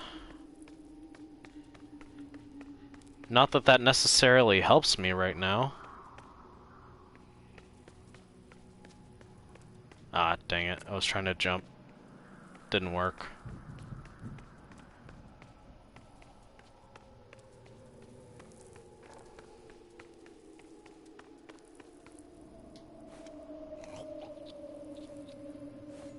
Free food, maybe. Yep. Cool. I need to, like, make food as part of a bounty, but I'm not gonna waste food.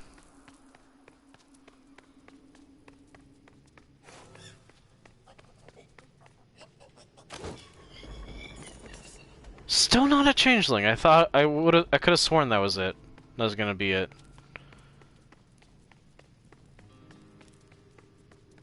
Like, the game was kind of freaking out, thinking, I thought maybe it was spawning in the changeling. But no.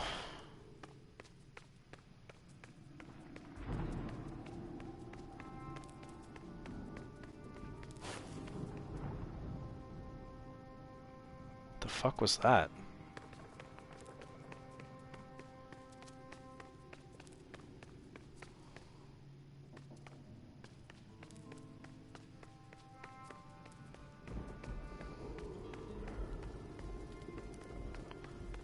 I am legitimately not seeing a possible exit.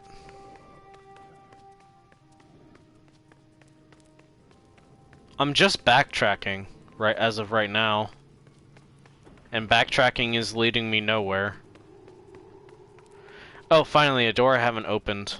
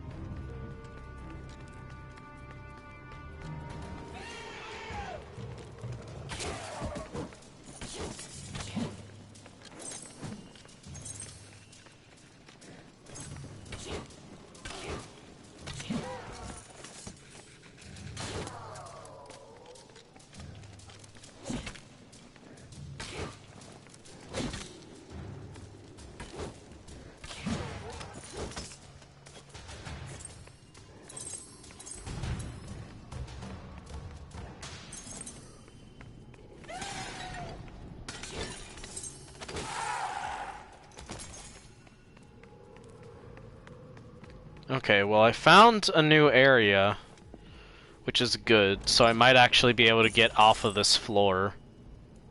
Oop. Can I craft that? Because that's one of my things.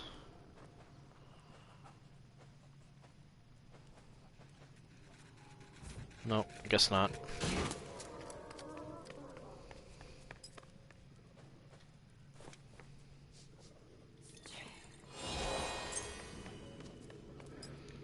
Can I craft 7? No, I can craft maybe 6. If I can get just a little bit more flesh, then I'll eventually be able to. My thing is that even if it's for a bounty, I'm not sure if I want to waste all that food, because like I can craft a lot of food right now, and that's a lot of healing that I theoretically can do.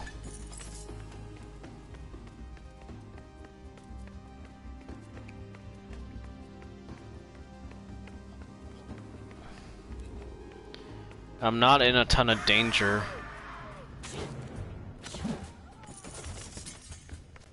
Like, I'm perfectly fine with using the food frugally, but I need to, like...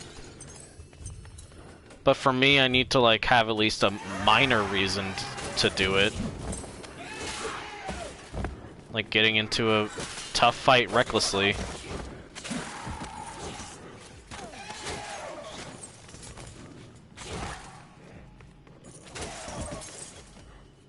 There we go. Now I can make an excuse to myself to make a couple snacks.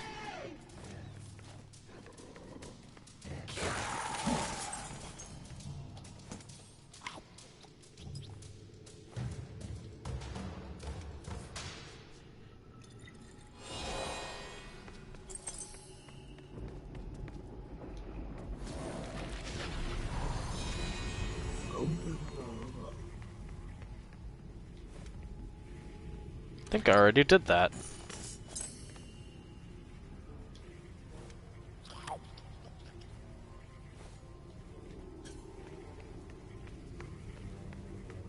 It's also giving me like a bunch of free food.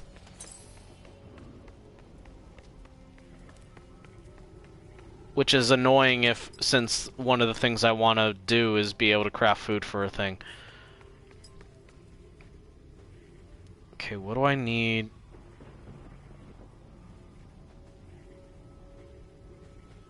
For the pass unseen. I need blasting powder and a spore. There's no way I'm getting those anytime soon.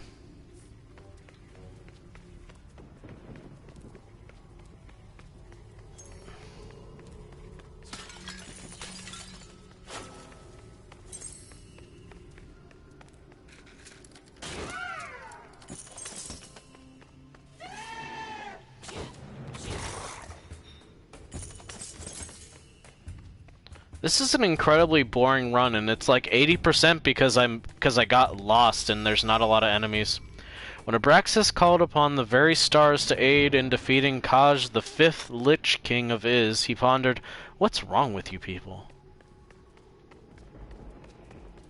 I mean, you shouldn't judge them just because they've had 5 Lich Kings.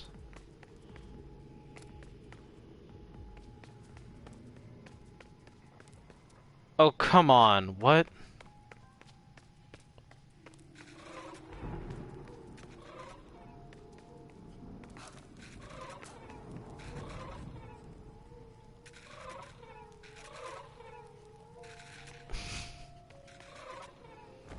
Yeah, these, I imagine if you've had...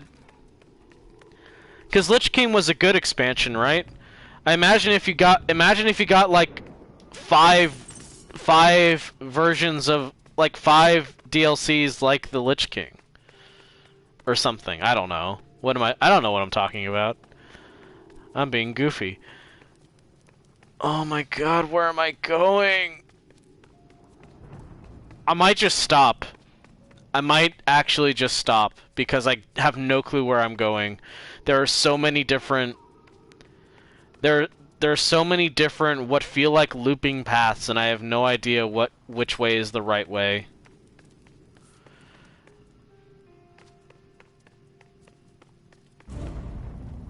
This looks slightly different, and like it might lead me to something good. I just want to get down to the 3rd floor, but it's not letting me. This is confusing as hell. I'm back at the hippo.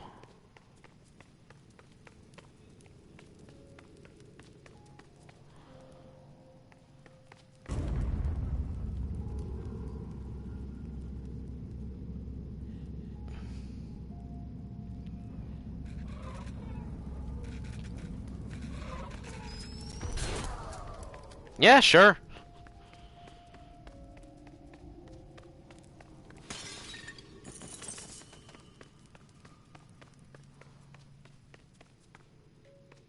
What the fuck? My head hurts. I'm gonna need to actually start using chalk.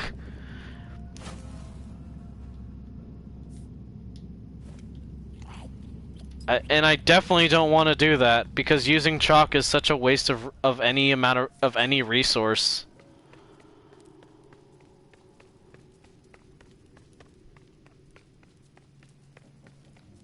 What's this way? Wait. Yeah.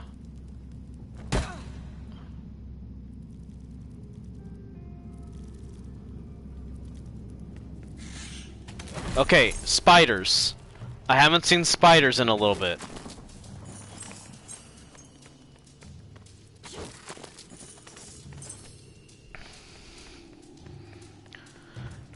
Getting lost in here is probably more terrifying than dying in combat, to be honest. Like, there's a reason that a map that like a labyrinth alone is already a scary concept, but then a labyrinth that actively can change on a whim.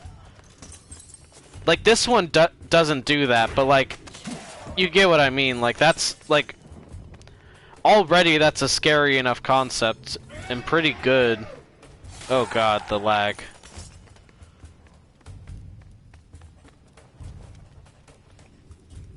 But I at least found a way forward. Fuck.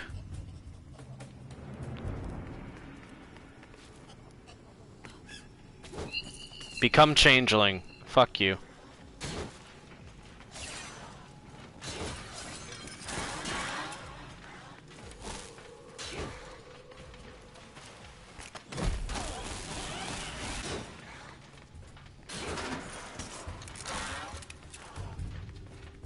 Yeah, Tartarus.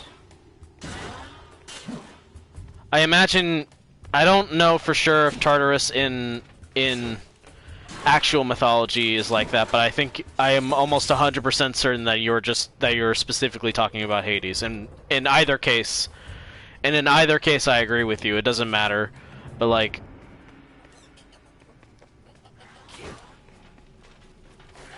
yes, finally a changeling.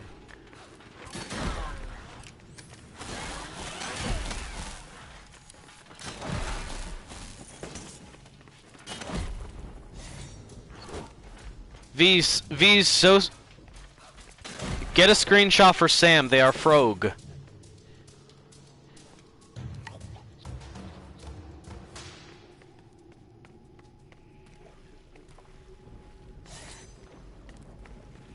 Yes, please just keep walking away from me and into spike traps.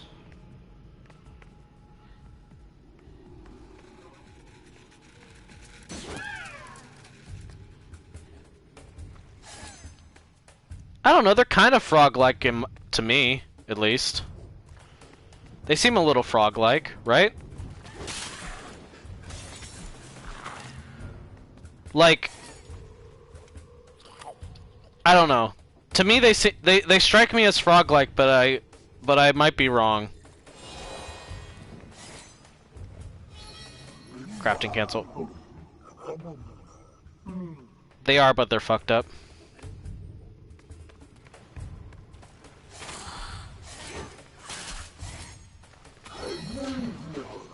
Hey, I did it.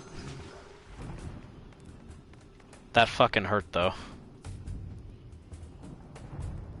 Arcane food. Sorry boyfriend, I ate your food.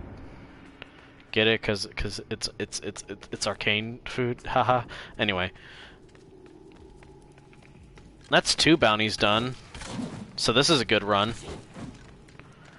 I ate there's arcane food in this game. There's arcane food in this game, and I ate it to restore health. So I ate your food, and I'm sorry. Please make me soup. Whenever you talk about making soup, I get hunger pangs. I love you.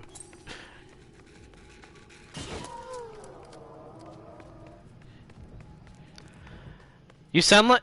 Honestly, I have every faith that you would make a really good soup, Arcane. But yeah, the joke was that arcane food is an item in this game, and I ate it, so I ate Arcane's food. And I wish I could eat Arcane's food more often.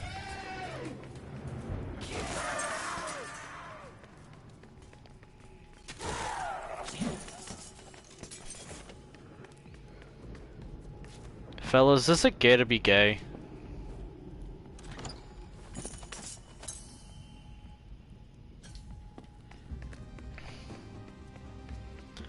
The answer is yes, and my response to that is good.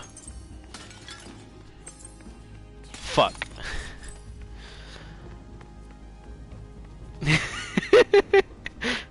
Shit. Apparently being gay isn't gay. Ow, ow, ow.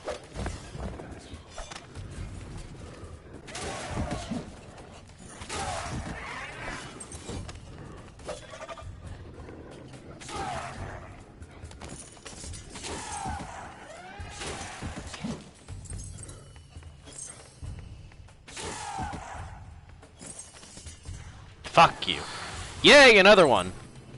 I love these things. They're terrifying and they're great.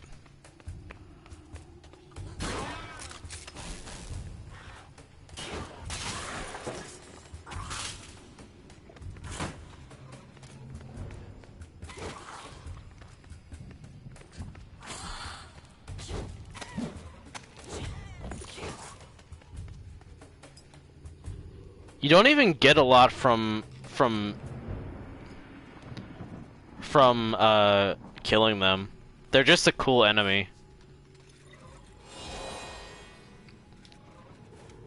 Drink up, bitch! Take a sippy!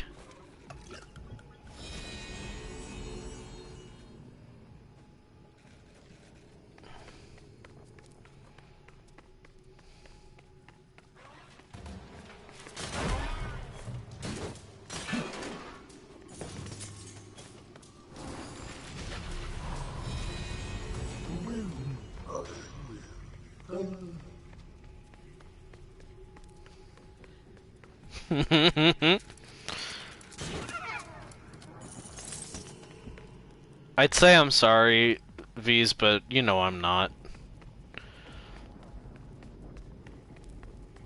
There are times when I'm legitimately sorry. This is not one of them.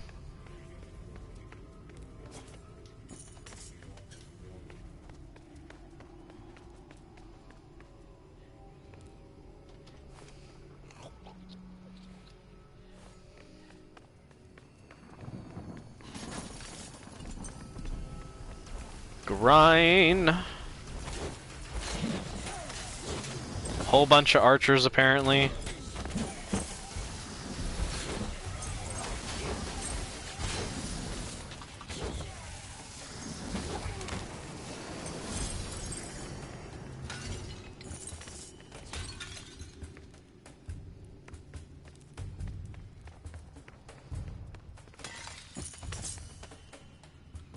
Okay, I was already feral before this, so no more damage can be done. Speaking of feral, so I watched part Yesterday I watched part of Wayne Radio TV's not for broadcast stream. I watched part of it, and I say I watched part of it because my brain could not handle watching all of it. I literally took so much psychic damage I had to take a nap.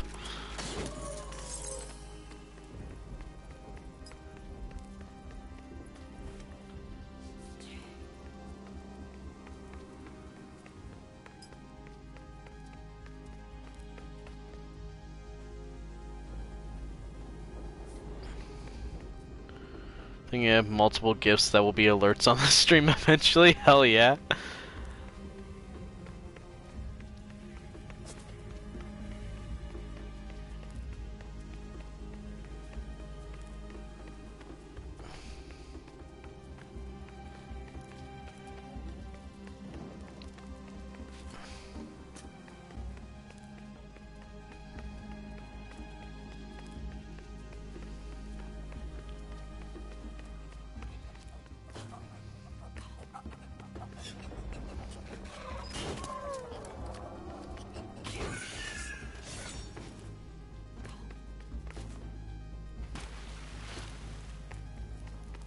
No, I don't want to go back. That means I'm definitely going the wrong way. Oh god. This labyrinth is eternal. Fucking hell.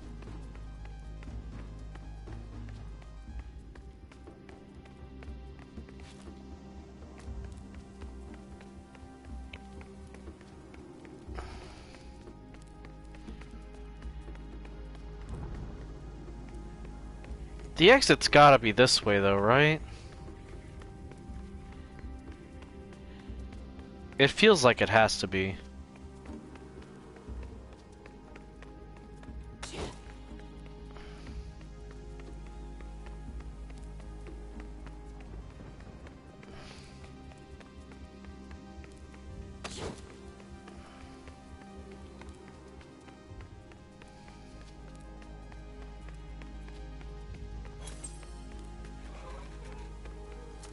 Okay, here we go. Oh, thank God, progress. Poggers for progress. I know, I see the exit, thank fucking Christ. The exit to this floor.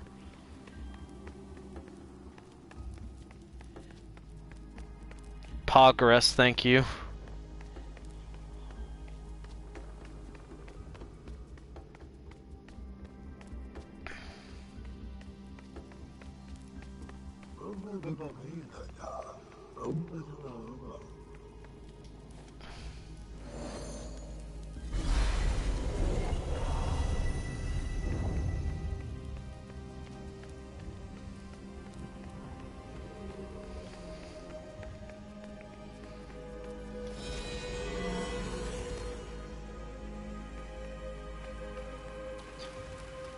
Also, you don't smell as badly suddenly.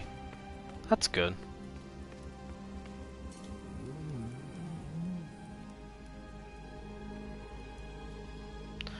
Why are you not selling...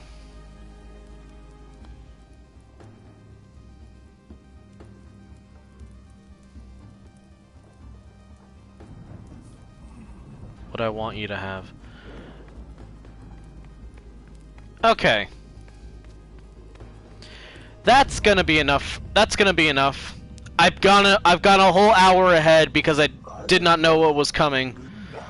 Thank you all so much for watching. You know the drill. Coffee, Patreon. If you support me, that's great. If you follow me, that's great. If you just watch the streams, that's excellent. Thank you all for watching.